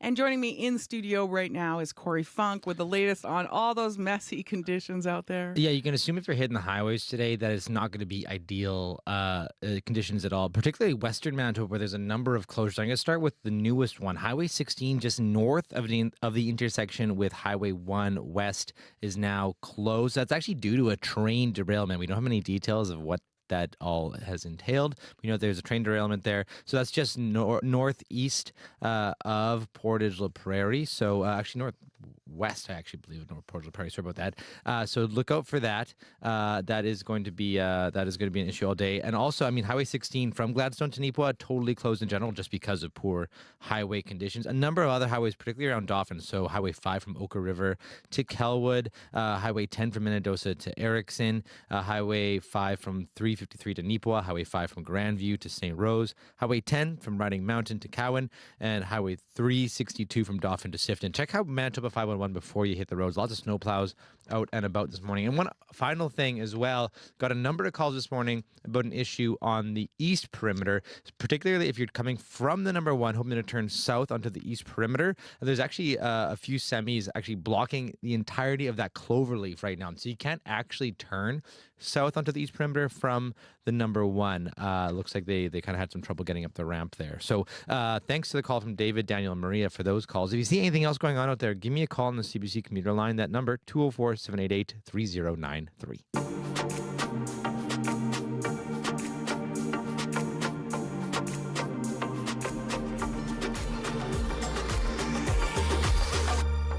It's 7:16. You're listening to Information Radio on CBC Radio 1. I'm Emily Brass.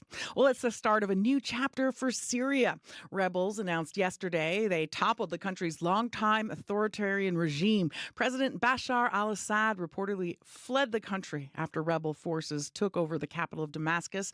Prime Minister Justin Trudeau says the fall of Assad's dictatorship ends decades of brutal oppression.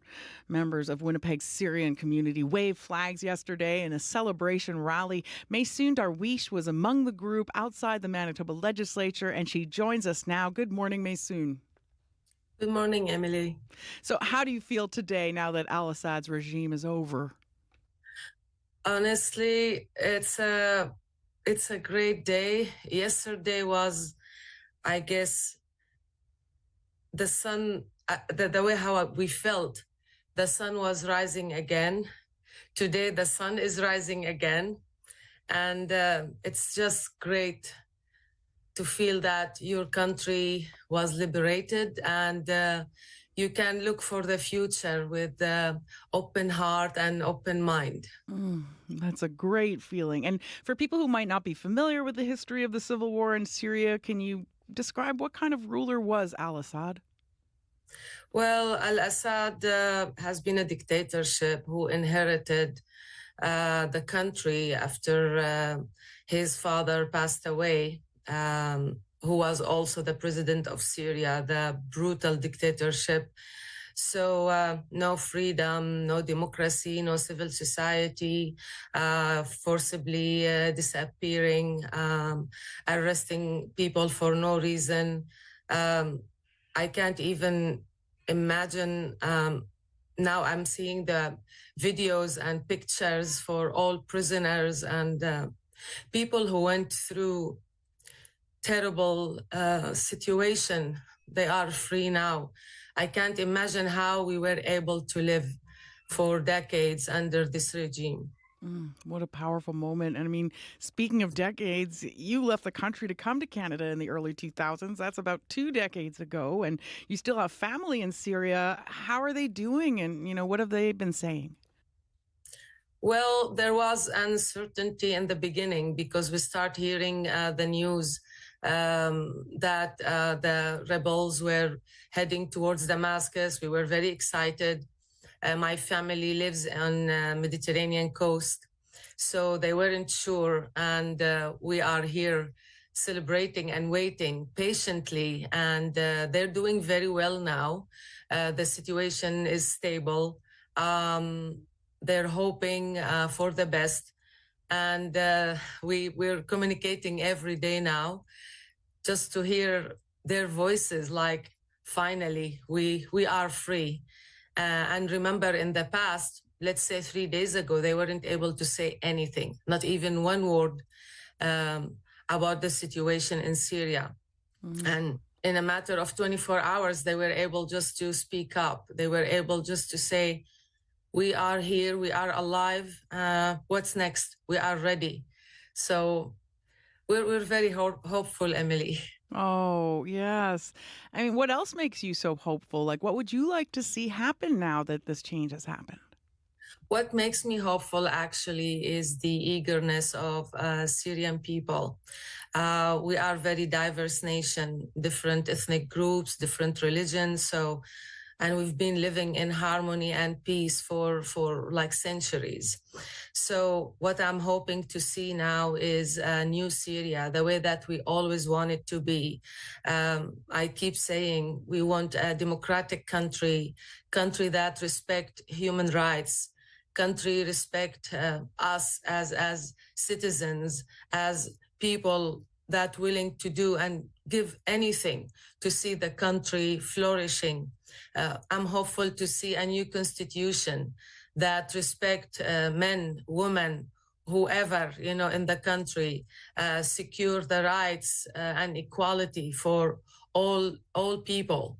So we're willing to help, we're willing to support, and we're hoping countries around the world will also support and try to see this great movement in the eye of a new beginning. I keep hearing doubts, and I always say, trust us, trust Syrian people. We've been through a lot, and this is our moment. So that's what I'm hoping. I've also heard, though, that you do have some concerns. Can you share some of those concerns for Syria's future? I don't really have major concerns. My concern is when others show lots of concern without knowing who we really are. And many times I say we never get a chance as Syrian nation to show who we really are. My concern if we're going to be left alone without any support. My concern if we are going to forget the agony and pain of people there after liberation, and not to try to ensure that we will do our best to create a new system. But in general, I'm so hopeful, and the millions of Syrians share this hope with me. We believe in our people. We believe that great things are coming on the way, and all what we need to do is to reunite again and do our best for new Syria. Well, and speaking of reuniting, you said when you fled Syria, you thought, maybe you would never go back. And now that Assad is gone, like, how likely is it that you and your family will go back to Syria? No, it's not going to be going back to Syria. Now I'm home. For me, Winnipeg is my home. I'm Syrian Canadian. I belong to here, but I can't forget my homeland and my ancestor land. It's going to be a supportive visit. It's going to be a family visit. It's going to be, connecting with my roots visit. I'll do anything or any support that's required to help my people there. I never dreamt I can go and visit for forever, to be honest. I thought that's it for me. And even there was bitterness in my heart that I wouldn't be able to see my homeland again. And now we can, all Syrian can, and we will reunite, I'm sure. And it's going to be very soon. It's so nice. I'm looking at you over Zoom to see that smile and that feeling. You look very happy. I'm very happy for you. And thank you so much for joining us this morning, Maysoon. Thank you, Emily. Thank you. And have a great day. You too. Maysoon Darwish is a member of Winnipeg's Syrian community. She's executive director of the Kurdish Initiative for Refugees and Immigration. Manitoba is the kind of place that draws you in. Every day it's growing, it's changing. Just when you think you've got it figured out, though, there's something new to understand. I'm Marcy Marcusa, host of the CBC Daily Podcast. This is Manitoba. I've covered the news from the rail line in Churchill to the border in Emerson, and it's talking about the local stories that help us understand this place. That's what This is Manitoba is all about. Find it on CBC Listen or wherever you get your favorite podcasts. Breaking news happens anywhere, anytime. Police have warned the protesters repeatedly, get back. CBC News brings the story to you as it happens. Hundreds of wildfires are burning. Be the first to know what's going on and what that means for you and for Canadians. This situation has changed very quickly. Helping make sense of the world when it matters most. Stay in the know. CBC News. 7:25, you're listening to Information Radio on CBC Radio 1. I'm Emily Brass, and we're joined now by Scott Regehr from the CBC Sports Desk. Good morning, Scott. Hey there, Emily. So let's start with the NHL, where costly mistakes proved to be the Jets' undoing last night. What happened? Yeah, and from a couple of unlikely sources, Emily. In a tie game, Kyle Connor and Mark Scheifele both had third-period turnovers that led to goals against. Winnipeg would fall to Columbus 4-1. Now, given that the Jets were playing their fifth game in 8 nights, fatigue could certainly be an excuse for mental lapses like we saw from Connor and Scheifele. The problem is Columbus had an identical schedule to the Jets, except all on the road, so even harder. Still, on a night where the team was honoring the Canadian Armed Forces, Emily, some on the team were keeping things in perspective. Here's defenseman Dylan DeMello. I spoke with someone who was just in Iraq for 6 months. I mean, we got a pretty good gig what we're doing here. You got to cherish every moment. You know, the men and women that fight for our country, let us play a game for a living, and we're not able to without their sacrifice. And when you put that thing into perspective, tonight doesn't mean that much in regards to what those have to go through. But it was great to put some smiles on some faces out there, and even for us, maybe for a couple of minutes or so, forget about the loss and thank them for everything that they've done for us. Some refreshing perspective there from Dylan DeMello. He and his teammates are back in action tomorrow night when they play against the Boston Bruins. Okay. Now to baseball, where the sport's most coveted free agent is now off the market.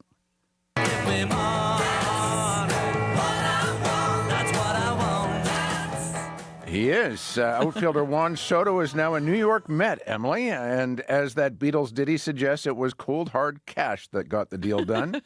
How much cash? $800 million over the next 15 seasons. It's believed to be the richest deal in sports history. And unlike Shohei Ohtani's monster contract with the Dodgers, none of this money is being deferred. Mets play-by-play guy Gary Cohen. The fact that they took the player from the Yankees and they ended up outbidding the Yankees in the end, to me, that's an important footnote, but it's not the story. The story is that the Mets got perhaps the best hitter in baseball. Going back to when Steve Cohen bought the team, this is what you envision. Turns out that the guy with the most money got the biggest prize. Mets owner Steve Cohen, who made his fortune through hedge funds, is worth around $17 billion U.S., and unlike so many other major league owners, Emily, he actually loves the game. Cohen's going to be in the stadium watching Soto play over the next decade and a half, but this contract, it's mind-boggling. The Mets are going to pay Soto more than the Pittsburgh Pirates have paid their entire team over the past decade. $6,000 an hour for the next 15 years. Well, I think at for that Juan rate, Soto. I'd be there watching too for that kind of money. Yeah, exactly. You'd have expectations, would you not? No kidding. Yeah. And so how does Soto signing with the Mets affect Canada's team, the Blue Jays? Well, just another example, Emily, after the failed Shohei Ohtani pursuit last year, that the Jays cannot land the big fish in free agency. What they can do is help up the bidding. It is laudable Rogers was willing to spend more than $700 million to bring Soto to the Jays. Clearly, the Jays owners want to compete, but now they have to look at a plan B. To that end, Emily, Soto's agent, Scott Boras, I'm sure he's smiling because he has other clients, pitcher Corbin Burns, outfielder Anthony Santander, and third baseman Alex Bregman, all of whom could be fits in Toronto for the right price, of course. One way or another, Jays general manager Ross Atkins has got to do better than he did pivoting last season after failing to sign Ohtani. Here's one other thing, though. Vladdy Guerrero Jr. and Bo Bichette, they're both playing the final years of their contracts. Soto's record deal last night just made those next contracts considerably more pricey. Oh, my goodness. The price has gone up. Thank you so much, Scott. You betcha. That's Scott Regehr joining us from the National CBC News Desk. And coming up in the next hour, or the next half hour, a Winnipeg woman says her 89-year-old mother-in-law was charged more than $200 after calling 911. And she says the charges are unfair. The news are next. This is CBC News. Good morning. I'm Heather Wells in a snowy Winnipeg. It is -8 right now. Expect some local blowing snow through the morning. The wind gusting to 50. Our temperature is going to fall to -11 this afternoon. Well, shoveling out. Southern Manitoba is dealing with a big dump of snow.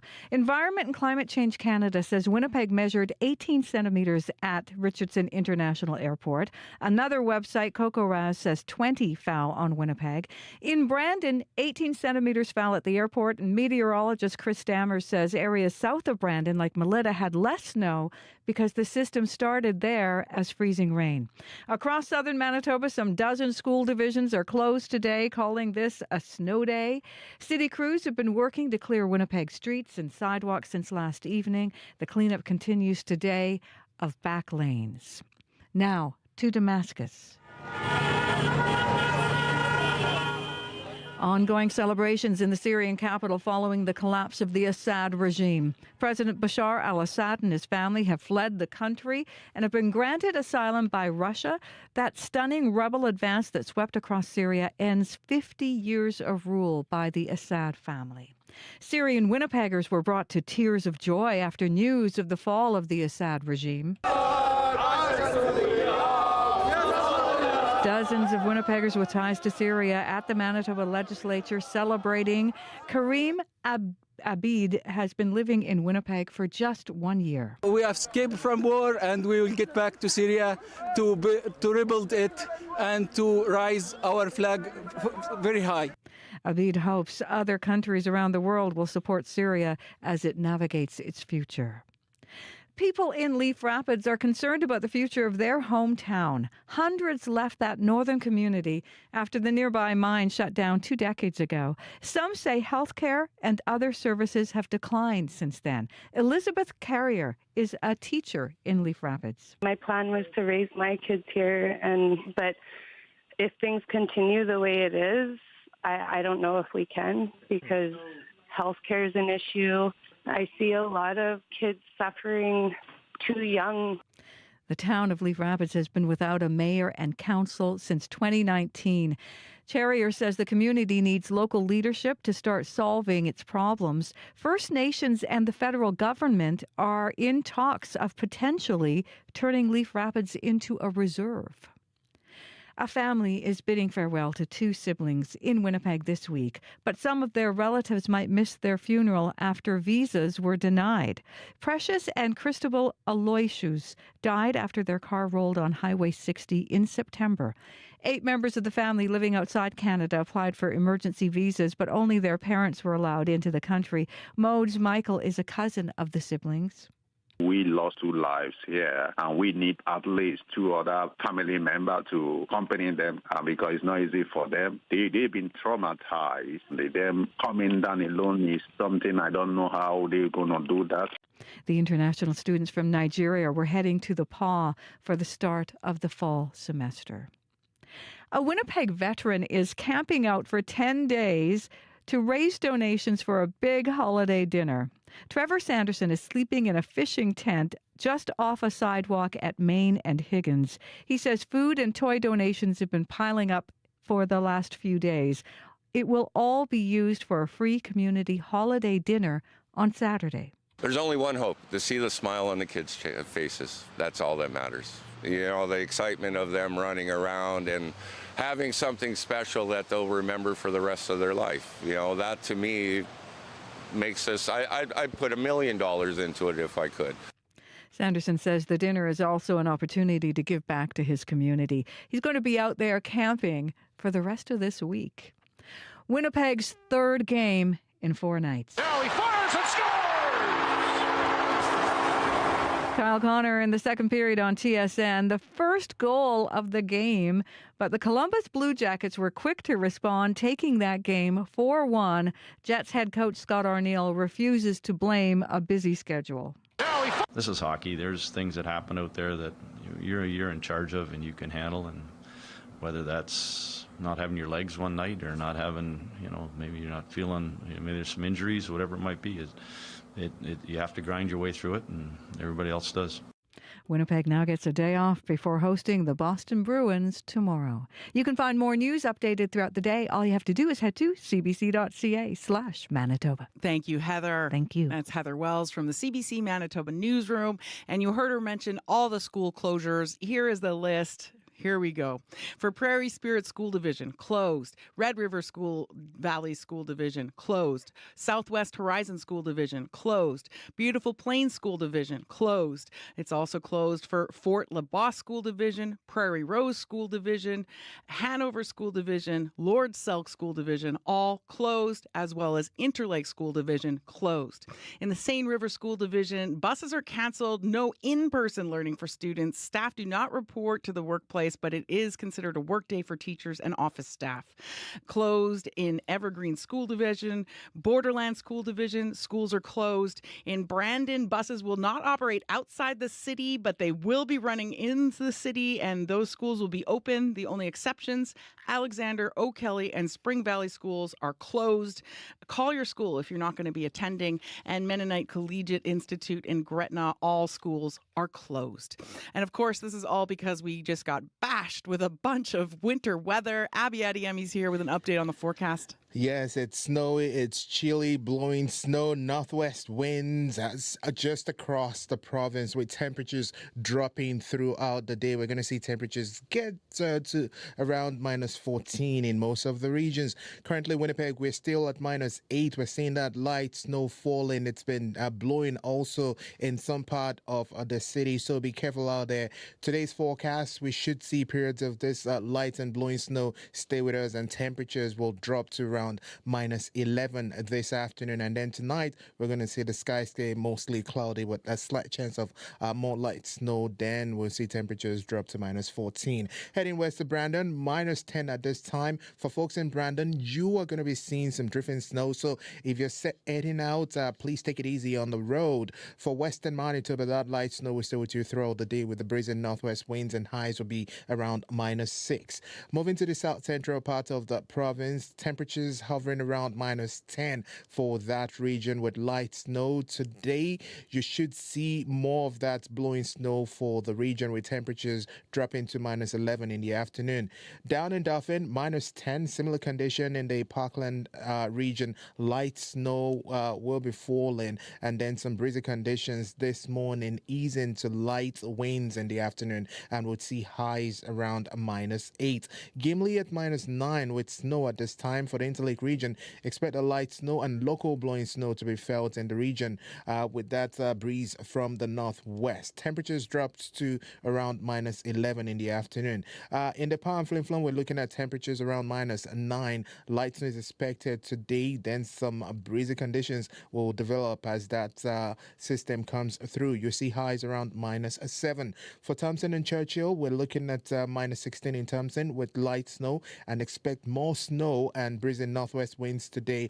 High will be around -12. And then further north in Churchill, we're looking at temperatures at -14. More snow will continue throughout the day with winds from the northwest, and you see highs around stay around that -14. You should see 2 to 4 centimeters of snow. So across the province, it's going to be colder as you go up north, and then breezy conditions down south, similar with the wind condition. Right now, Winnipeg, we're at -8. Oh, so much going on in the weather today. Thank you, Abby. Thank you. That's Abby Adiemi. He's also our studio technician. And with him in the control room is Kevin Nipatebo, who streams our Manitoba YouTube channel live. And joining me here now in the studio is Corey Funk. It is a mess on the roads. Yes, lots going on in the city and on the highways. I'm going to start in the city. Northbound Osborne approaching Corden. There's a stalled transit bus blocking the northbound curb lane. So keep left to get around that. As well, northbound Kenniston, just at McGillivray, in the kind of the right turning lane, the right-left turning lane. I know it's kind of confusing, but there's a stall blocking that northbound turn lane on Kenniston and McGillivray. So keep left to get around that. You can also, I guess, keep right to get around it too.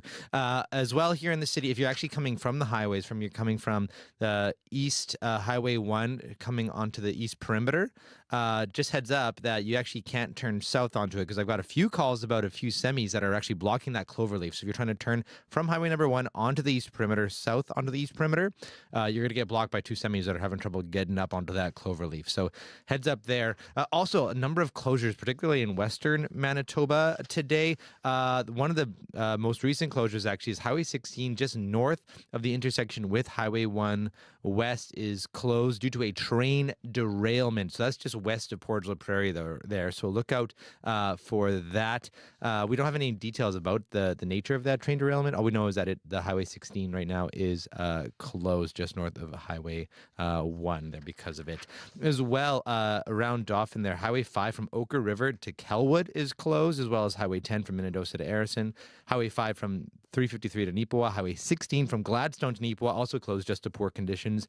Highway 5 from Grandview to St. Rose. Highway 10 from Riding Mountain to Cowan. Highway 362 from Dauphin to Sifton. So that could very well change throughout the morning. There are lots of plows out there on the road. If you see something going on, first check Manitoba 511 before you hit the road today.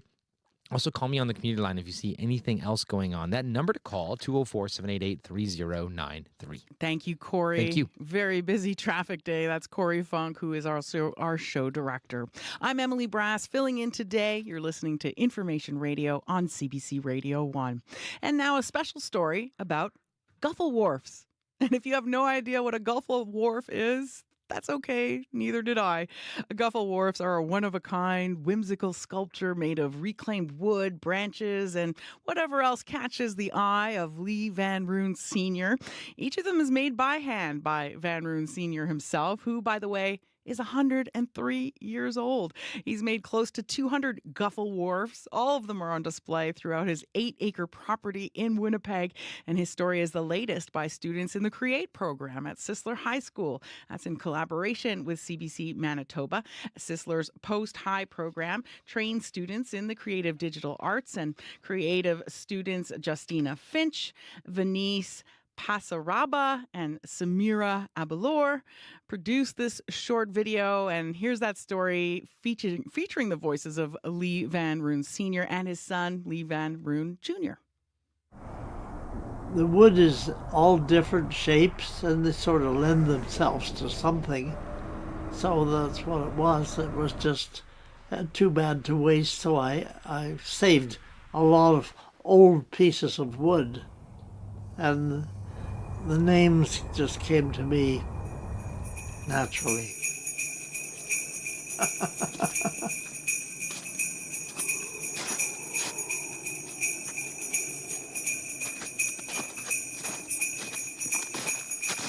Our grandson, he said, "Grandpa, what are those things?" And I wasn't listening to him too carefully. And I said, "Guffle Warf." And then the next day, I couldn't remember what I said.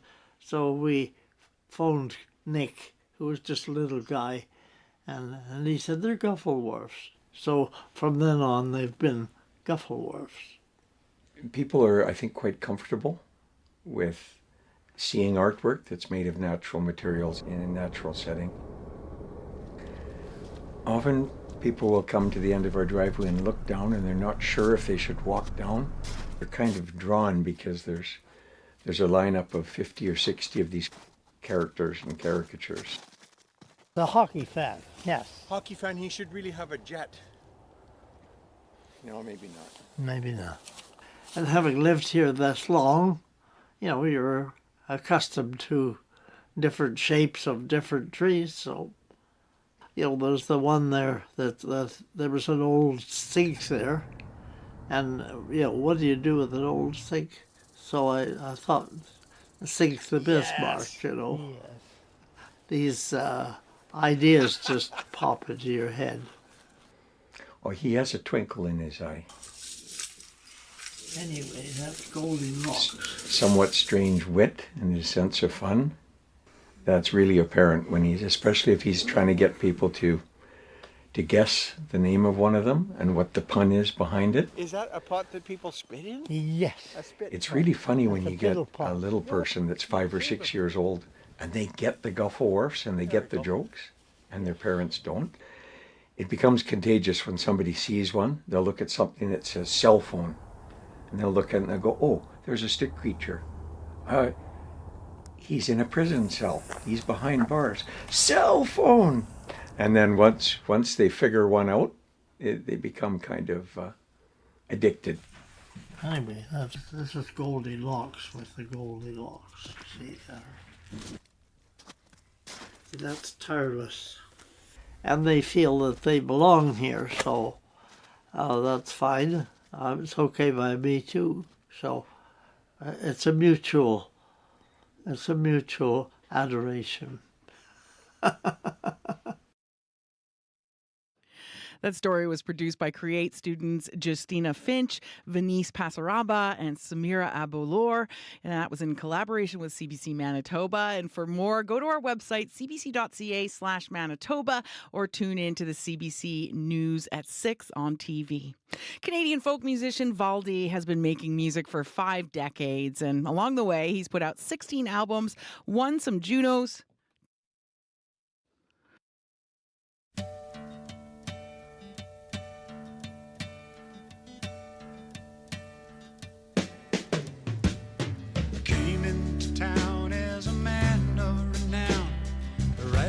songs about freedom and joy. The hall had been rented and I was presented as a kind of a singer that all could enjoy. As I climbed up the stair to the stage that was there, it was obvious something was missing. I could tell by the vibes they wouldn't be bribed. They weren't in the mood to listen. They yelled out, play me a rock and roll song. Don't give me songs about freedom and joy. Play me a rock and roll song, but don't play me no song at all.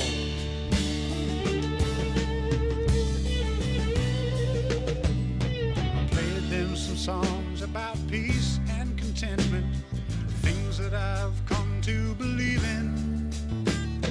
When I was through to a chorus boo, some track star yelled, thank God he's leaving. Now someone play me a rock and roll song. I've had it to hear with your flowers and bees. Play me a rock and roll song, but don't play me no song. If I played you a rock and roll song, it wouldn't be fair, 'cause my head isn't there. So I'll leave you with your rock and roll songs. I'll make my way back to the country. Still I have play me a rock and roll song. Don't give the music that I don't want to hear.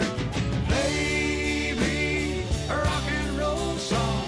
I should have stayed at home with a big case of beer. Play me a rock and roll song, but don't play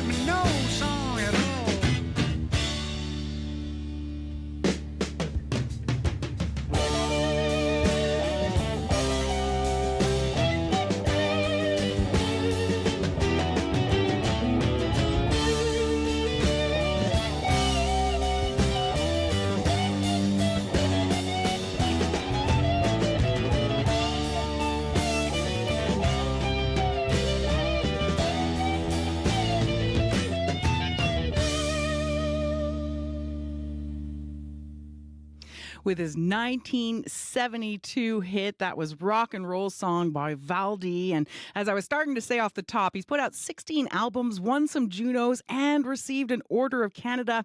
He's going to be on cue later this morning with host Tom Power, and that starts at 10. We carry a world of information in our pockets because we want to know. Breaking news that shapes our world.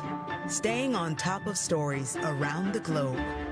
And connected close to home. It's news you can trust.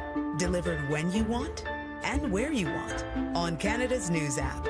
Now with CBC Radio 1. Local and live. Download the CBC News app for free. Coming up on 10 minutes before 8 o'clock, you're listening to Information Radio on CBC Radio 1. And now a deeper conversation about what happens when you call 911 for help and then weeks later, you get a huge bill in the mail. That's what happened to Barb Bobichuk's mother-in-law. She says the 89-year-old woman took a bad fall in her assisted living home back in October. First responders were called to her home with the use of her Victoria Lifeline device. Bobichuk says her mother-in-law wasn't sent to a hospital, but she still got an invoice for $237 in the mail. The city says there are fees for service, even when an ambulance is not called. It depends on the situation and what paramedics end up doing on the scene. Barb Bobichuk joins us now. Good morning, Barb. Morning. So can you tell us more about what led to your mother-in-law calling 911? Basically, she took a fall in her assisted living residence. The residence doesn't allow for their employees to help the elderly folks up, so they sat with her. Victoria Lifeline she was wearing her Victoria Lifeline, so it went off. They contacted her, and she asked for an ambulance to come and help pick her up. And then, you heard she got a bill for $237 because of that. Were you surprised? My husband and I were out of the country. My daughter happened to be over when she received this bill for $237 and called me and said, "What was this for?" She wasn't transported. And I said, well, I'll have to find out. So it took me a while to get the information because of the FIA Act. But it was basically for taking her vitals. $237 is an outrageous amount for 9 minutes of work. I mean, that's $23 a minute that now I find out Shared Health is getting. I thought it was the city wanting a tax grab or a cash grab. However, I've since found out that it's Shared Health getting this money, and it's a whole new can of worms that's opening. What are they doing with it? And you were a 911 operator for years. How did the city charge people for 911 calls before? Do you know what? I was under the impression that there was no fee for service unless you were transported, and I had people beg me, crying on the phone, not to put them through to the paramedics when they would fall, and I would convince them, saying, no, just let them check you out, and you're not going to get a bill. Don't worry about it. And so they would agree, and then now I come to find out that I was incurring them costs that I had no idea was going to happen. I mean, if you're on a low-income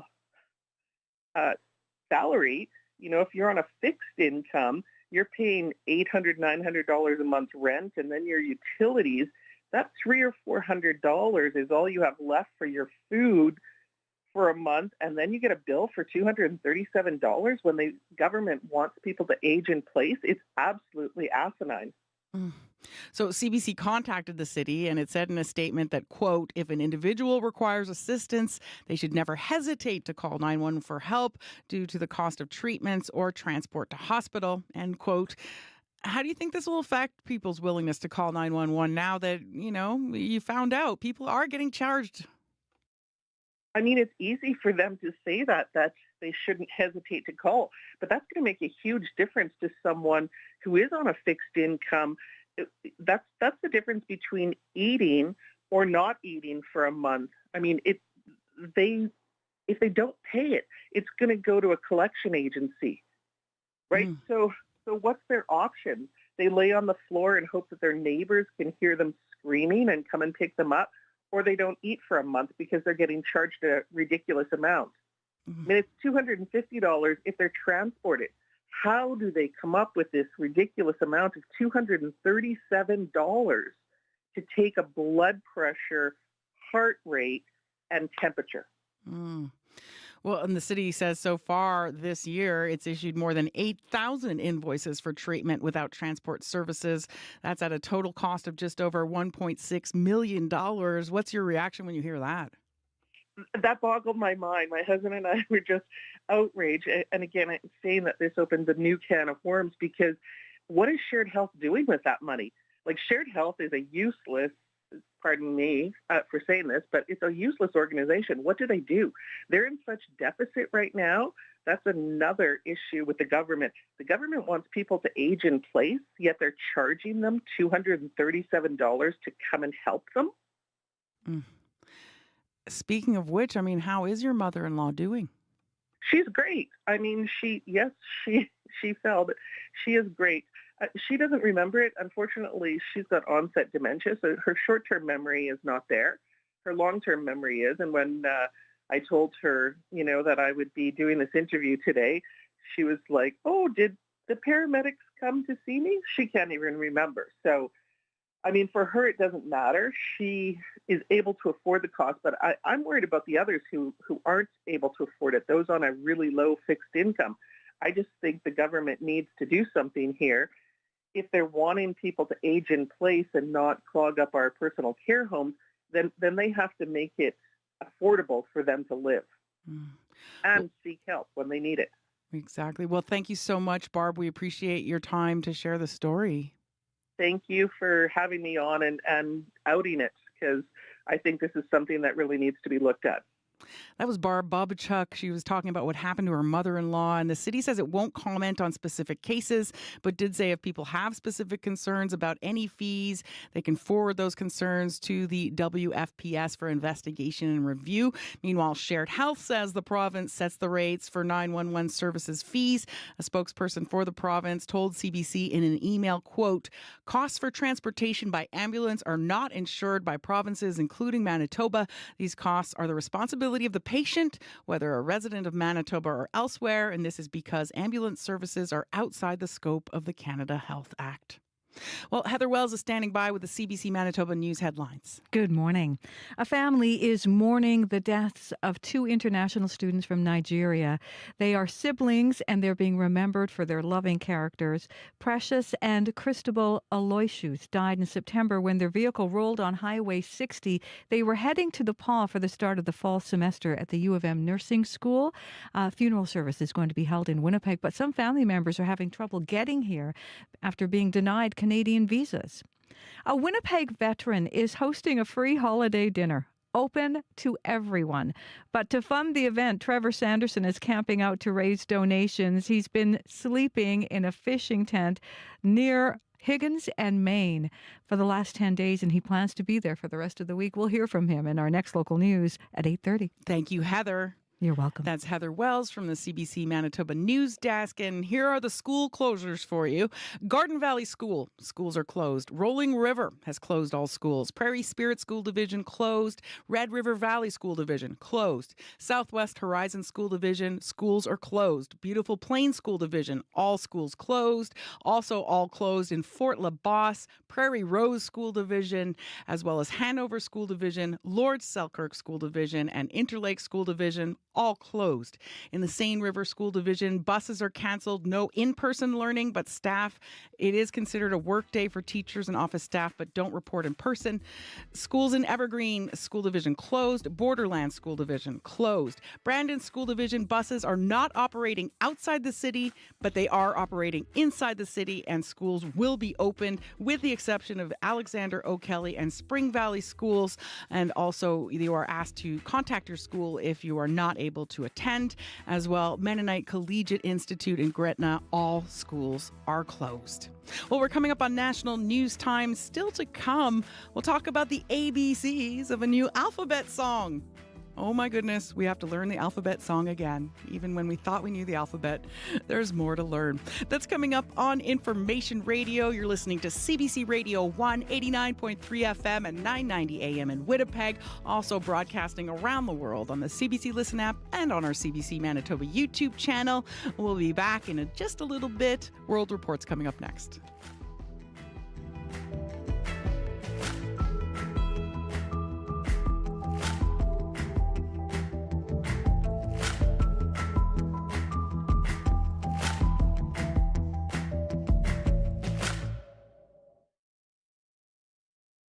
Today on Q with Tom Power. The Canadian folk musician Valdy has been making records and crisscrossing the country for over 50 years. He joins me to talk about his iconic 1972 hit rock and roll song and what keeps him playing shows every year, even at 79. That's coming up on Q, followed by Commotion with Elamine Abdel Mahmoud on CBC Radio 1, the CBC Listen app, and everywhere you get your podcasts. The CBC News is next. Coming up in half an hour, it's The Current with Matt Galloway. When 7 fishermen disappeared off the coast of Newfoundland in July, people expected the worst. 52 hours later, all of them were found safe on a raft 300 kilometers offshore. That near impossible story on The Current. This is World Report. Good morning. I'm Stephanie Skandaris. People crowd the streets of Damascus, some honking their car horns in celebration. It's been 1 day since rebel forces took over Syria's capital. It took just 11 days for the forces to declare their assault against the reigning regime a victory. President Bashar al-Assad's rule is over. The Kremlin confirms Russia granted him and his family asylum. There are reports they may be in Moscow. Now the world watches and waits for what comes next for the Syrian people at home and abroad. The CBC's Tom Perry has more from Jerusalem.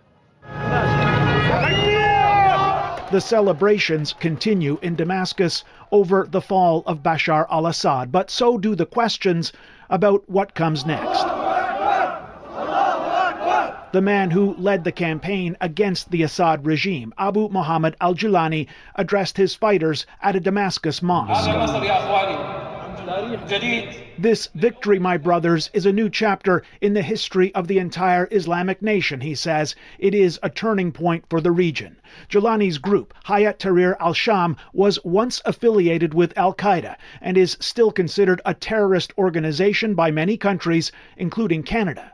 Syria's neighbors are calling for unity among the country's many factions. Israel says it's willing to build peaceful relations with Syria's new rulers.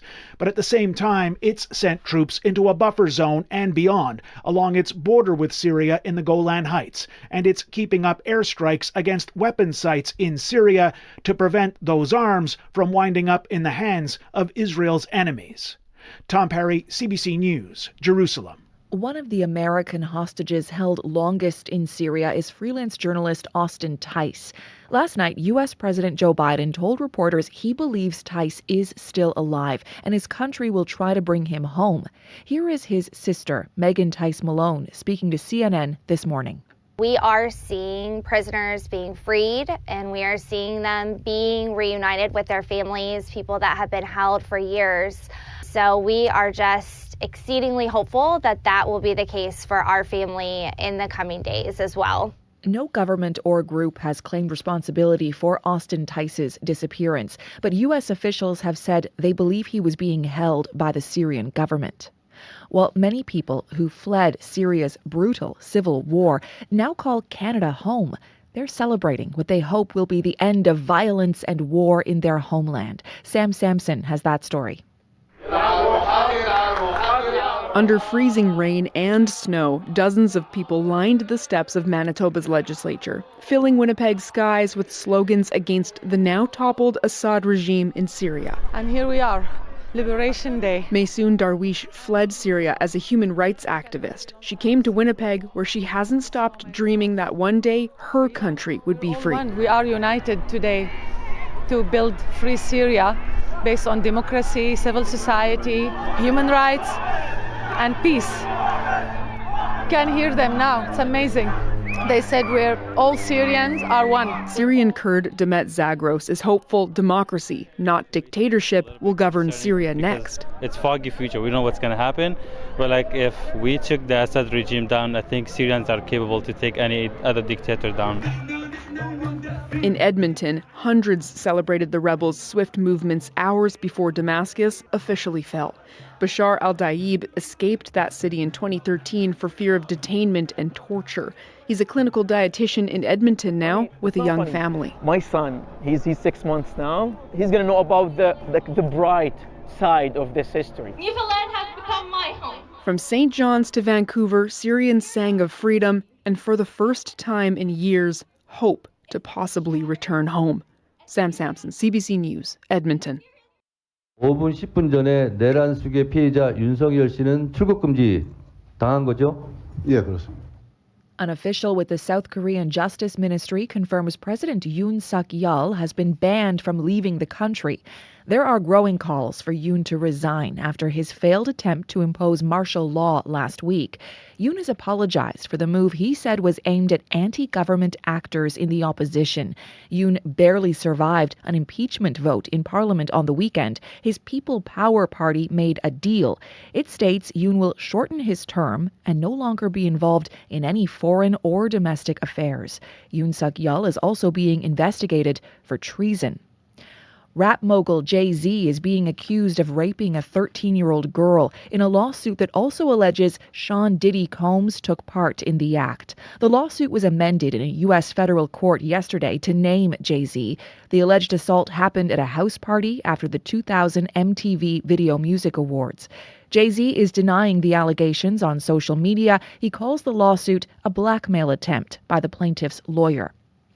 A serial fraudster who posed as a nurse in BC is back in court today for the start of her sentencing hearing. She's pleaded guilty to assaulting patients by IV injection. She also has a criminal record that spans decades and several provinces. Yasmin Ranaya has the story. Bridget Cleroux treated nearly 1,000 patients at medical facilities in Vancouver and Victoria, but was never licensed as a nurse. She got hired in 2020 after submitting a real nurse's resume. It's so violating. Some of Cleroux's patients spoke to CBC News in 2021 when they discovered she was a fraud. Paige Morris had a surgical abortion. I can't wrap my head around how something like that could happen here. Cleroux has pleaded guilty to 11 charges, including fraud and assault.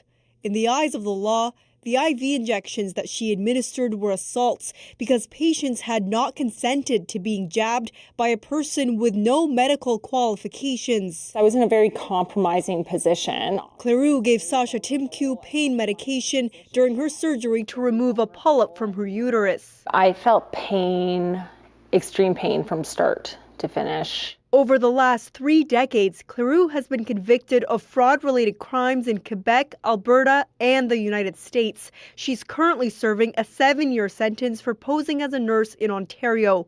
Her BC sentencing hearing is expected to wrap up on Tuesday. Yasmin Ranaya, CBC News, Vancouver. For a decade now, Calgary's unemployment rate has often trended higher than the national average. Last month, it recorded the largest month-over-month increase in unemployment of any major Canadian city. But experts say it's not because of layoffs. The CBC's Paula Duhatschik has more. There's no denying that Alberta in itself is attracting a lot more people. Christina Schultz is recruitment manager with About Staffing. In the last few years, she's been getting more calls from job seekers in Ontario and BC.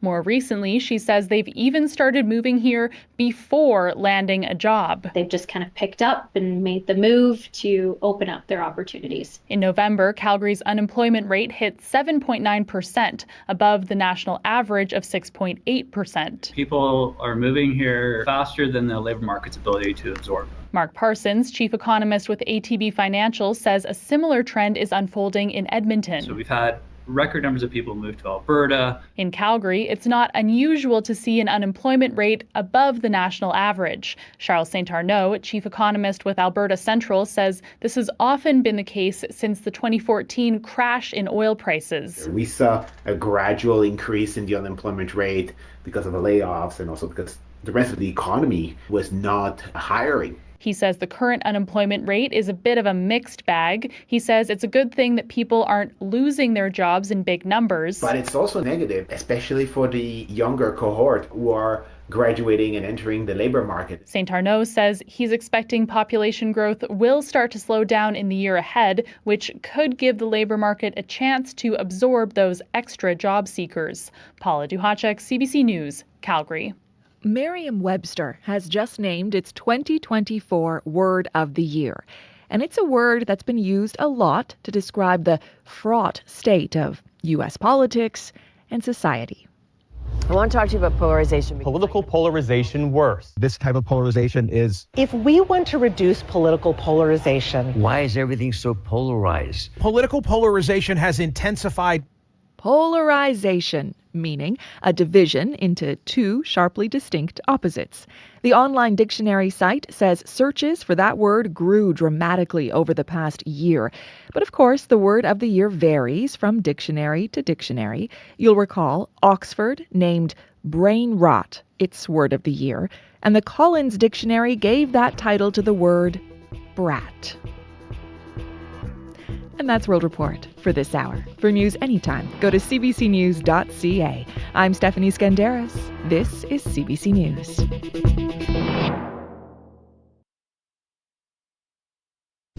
Good morning, Manitoba. You're listening to Information Radio on CBC Radio 1. I'm Emily Brass, filling in today as your host. Good morning. Well, still to come on Information Radio, do you know your ABCs? You might think you do, but there's a new ABC song in town. We're going to hear from a Red River College early childhood education instructor on why the older version can be challenging for some students.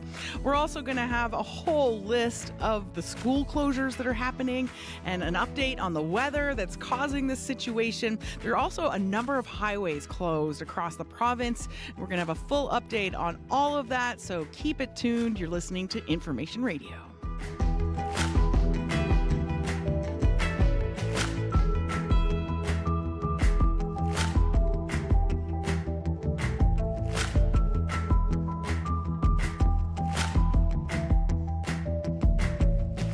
Minutes after 8 o'clock, time for news headlines with Heather Wells. Good morning. Well, Winnipeggers with connections to Syria were brought to tears of joy after the news of the fall of the regime of Bashar al-Assad. Dozens headed to the Manitoba legislature to celebrate. We'll hear from some of them coming up as well. People in Leaf Rapids are concerned about the future of their hometown. Hundreds left that northern community after the nearby mine shut down 2 decades ago. They say now healthcare and other services are deteriorating.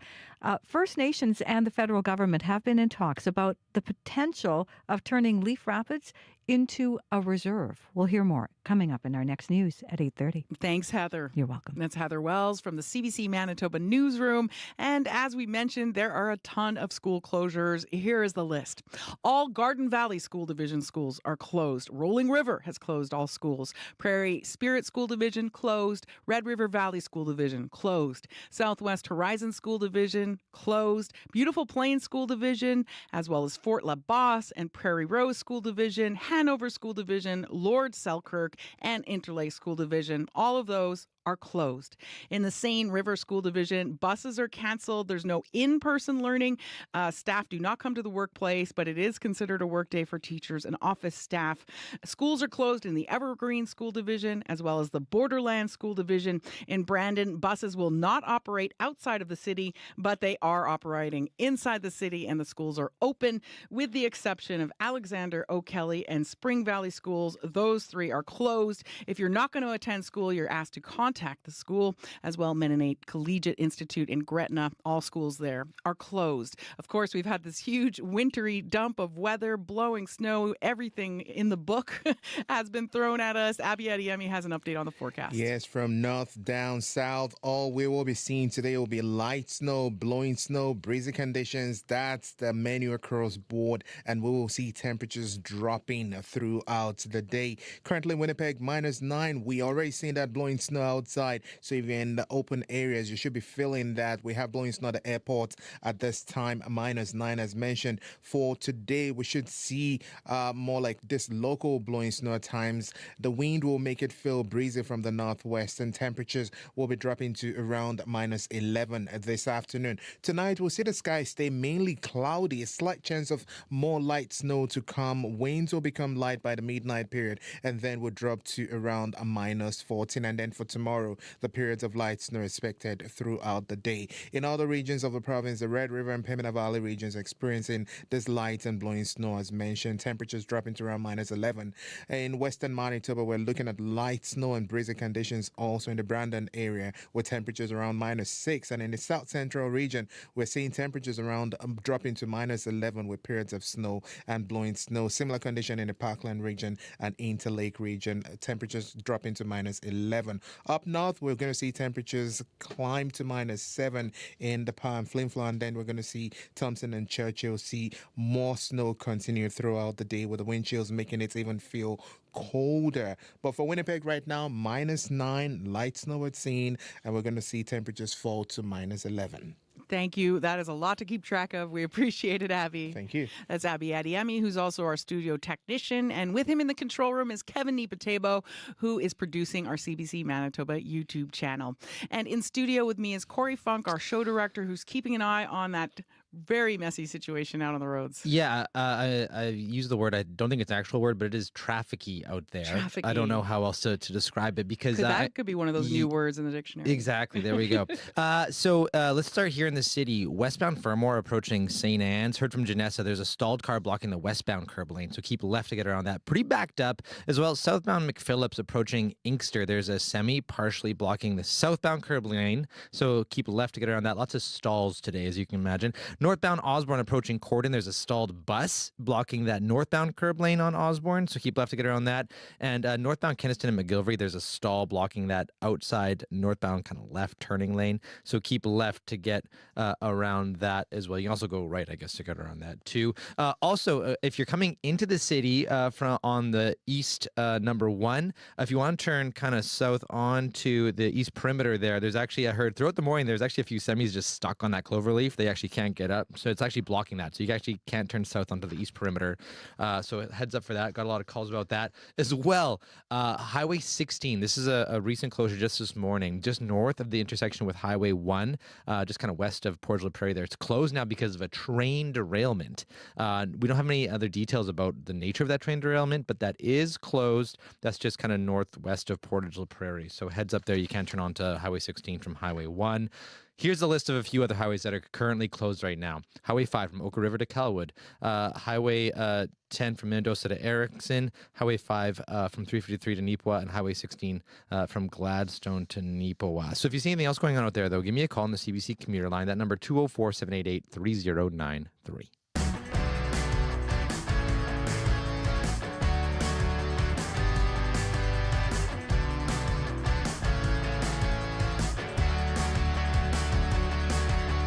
Coming up on 17 minutes after 8 o'clock, you're listening to Information Radio on CBC Radio 1, 89.3 FM and 990 AM in Winnipeg. Also broadcasting around the world on our CBC Manitoba YouTube channel and on the CBC Listen app. I'm Emily Brass. Well, everyone's heard the ABC song, but have you heard this version? A, B, C, D, E, F, G, H, I, J, K, L, M, N. Q, R, S, T, U, V, W, X, Y, Z. I like the ABCs. Okay, that was the new alphabet song that Dream English Kids first posted to YouTube back in 2012, but a conversation / controversy about it has resurfaced on TikTok in recent months. Some Manitoba teachers say they're teaching this new version of the ABC song to their students because the old version, as it turns out, can be challenging. Here to take us through the ABCs of the two alphabet songs is Brian Duick. He instructs early childhood educators at RRC Polytech. Hi. Hello. So tell us about the original song, the one we're all familiar with. What's wrong with the version we know so well? Well, a few things. Elemental P is a big problem. Many children have issues differentiating the 5 letters in that part of the song. Also, at the end of the song, in the classic version, we also have Y and Z, and many children confuse Y and Z, and they put the letter N between the last 2 letters. And so those are 2 very common confusions. Yeah, and probably say Z because you listen to some That's right, American yeah. content. All of us do. What do you think of the newer version then? Does it help with that? It certainly does. Absolutely does. And it adds some clarity and some help with enunciation and pronunciation for teachers. So it's a good tool, let's say, for teachers to really teach those letters properly.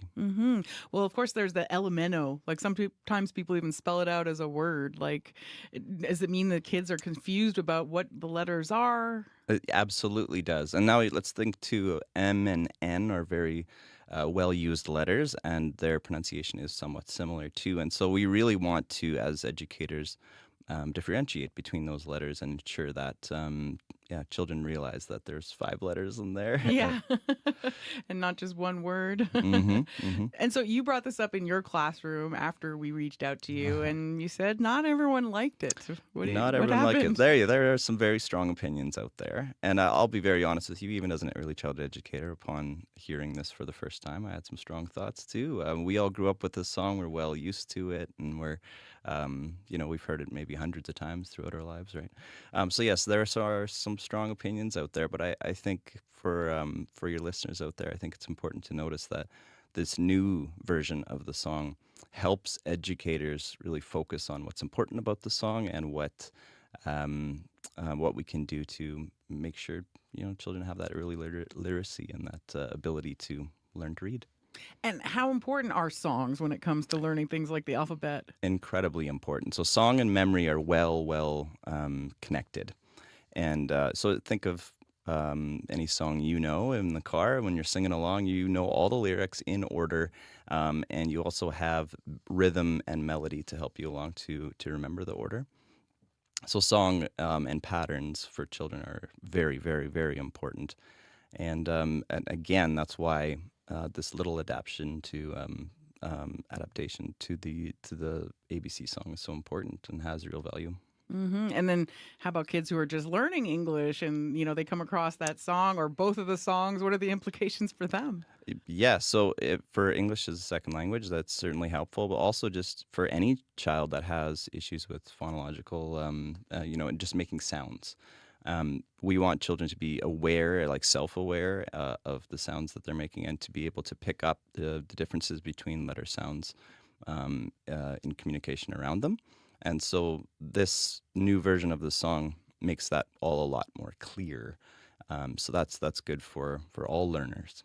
And can you see a future where the new song actually replaces the old one in classrooms and early childhood centers? It may take some time, but I could see it coming in quickly. I know it is already. I've heard from some of the educators in the community that are using it already. So yes, I think there's a good chance we're going to hear more of it over time. Absolutely. Do you think it might be an issue for the people at home who teach kids the alphabet that they are going to have trouble learning the new version? Oh, absolutely. Yeah. I, as a geriatric millennial, have issues with the new version of the song. I've had a lot of trouble learning it.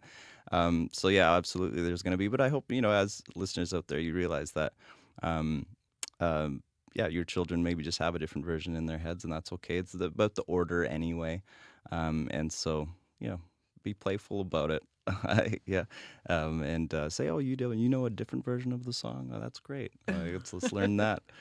Yeah. I guess it's never too late to have a lesson in your ABCs. Never. Yeah, absolutely. Thank you so much for joining us today in studio, Brian. Oh, thanks for having me. Brian Duke teaches early childhood education at Red River College, and we want to hear your thoughts on this. Are you team old song or team new song? You can give us a call on our listener line at 788-3205.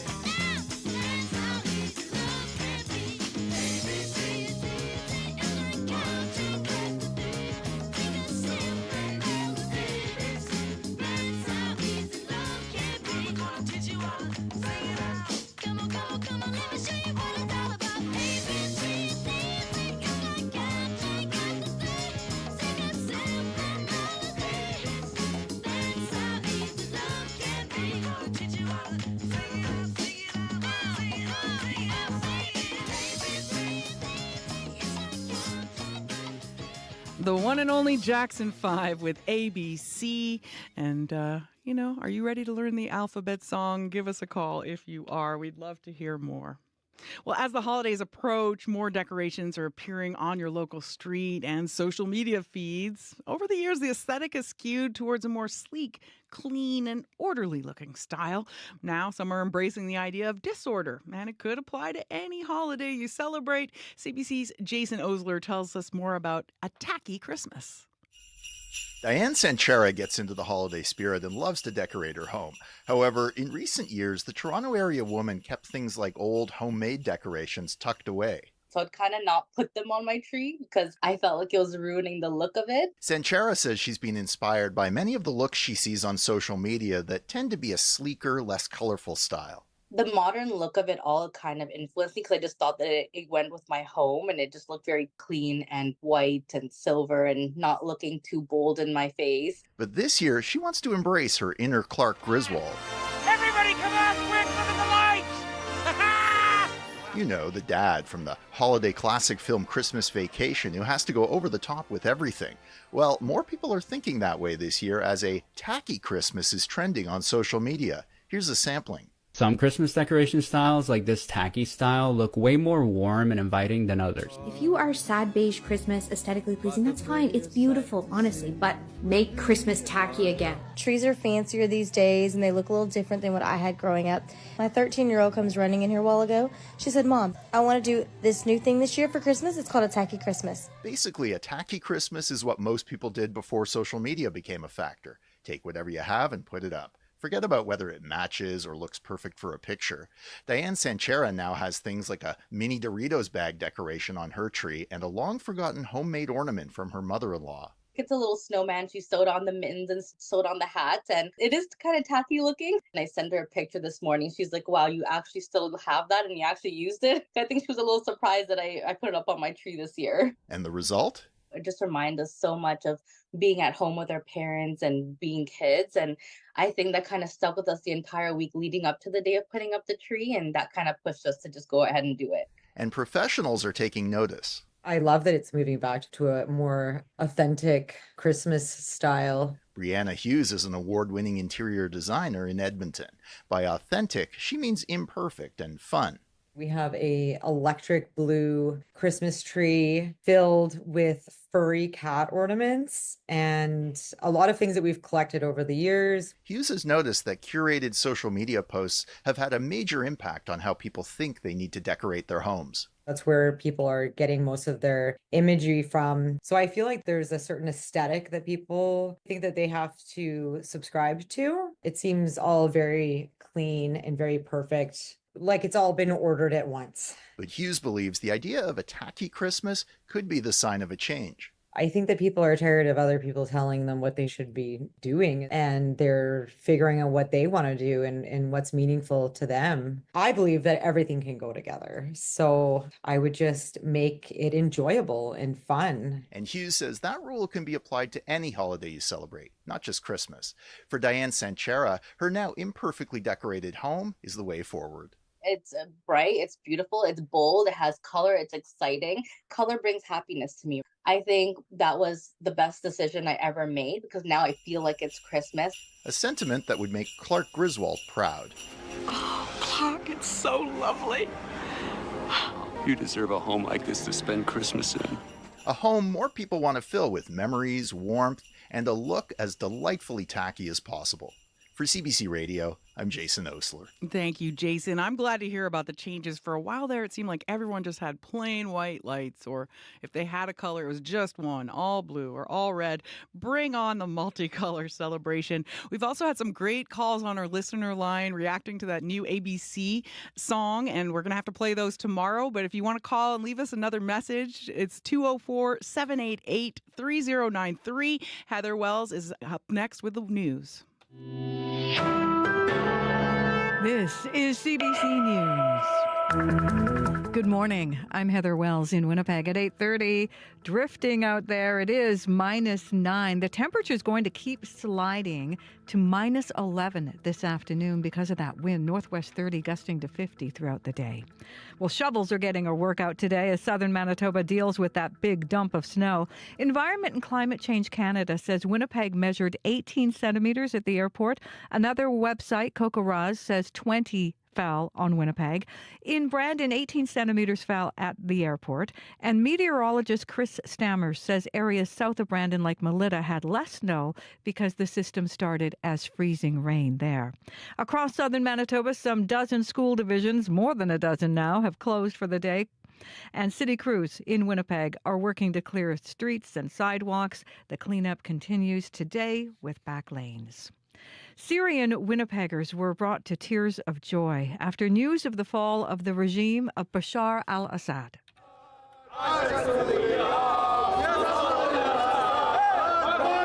Dozens of Winnipeggers with ties to Syria at the Manitoba legislature celebrating yesterday. Kareem Abdid has been living in Winnipeg for just over a year.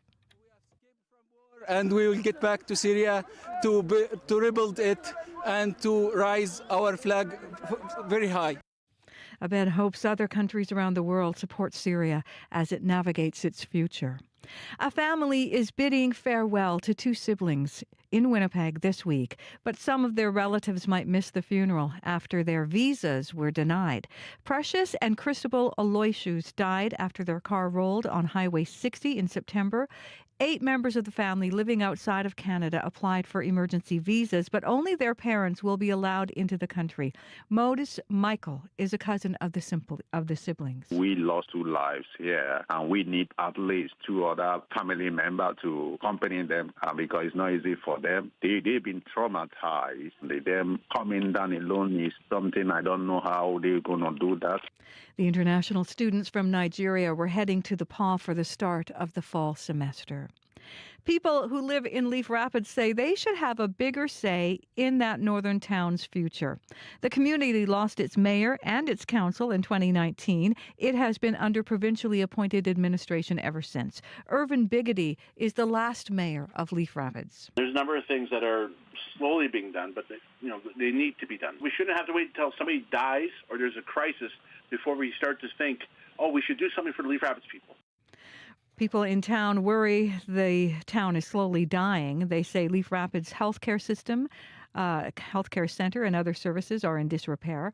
Northern First Nations and the federal government have been discussing the possibility of turning the once booming town into a reserve.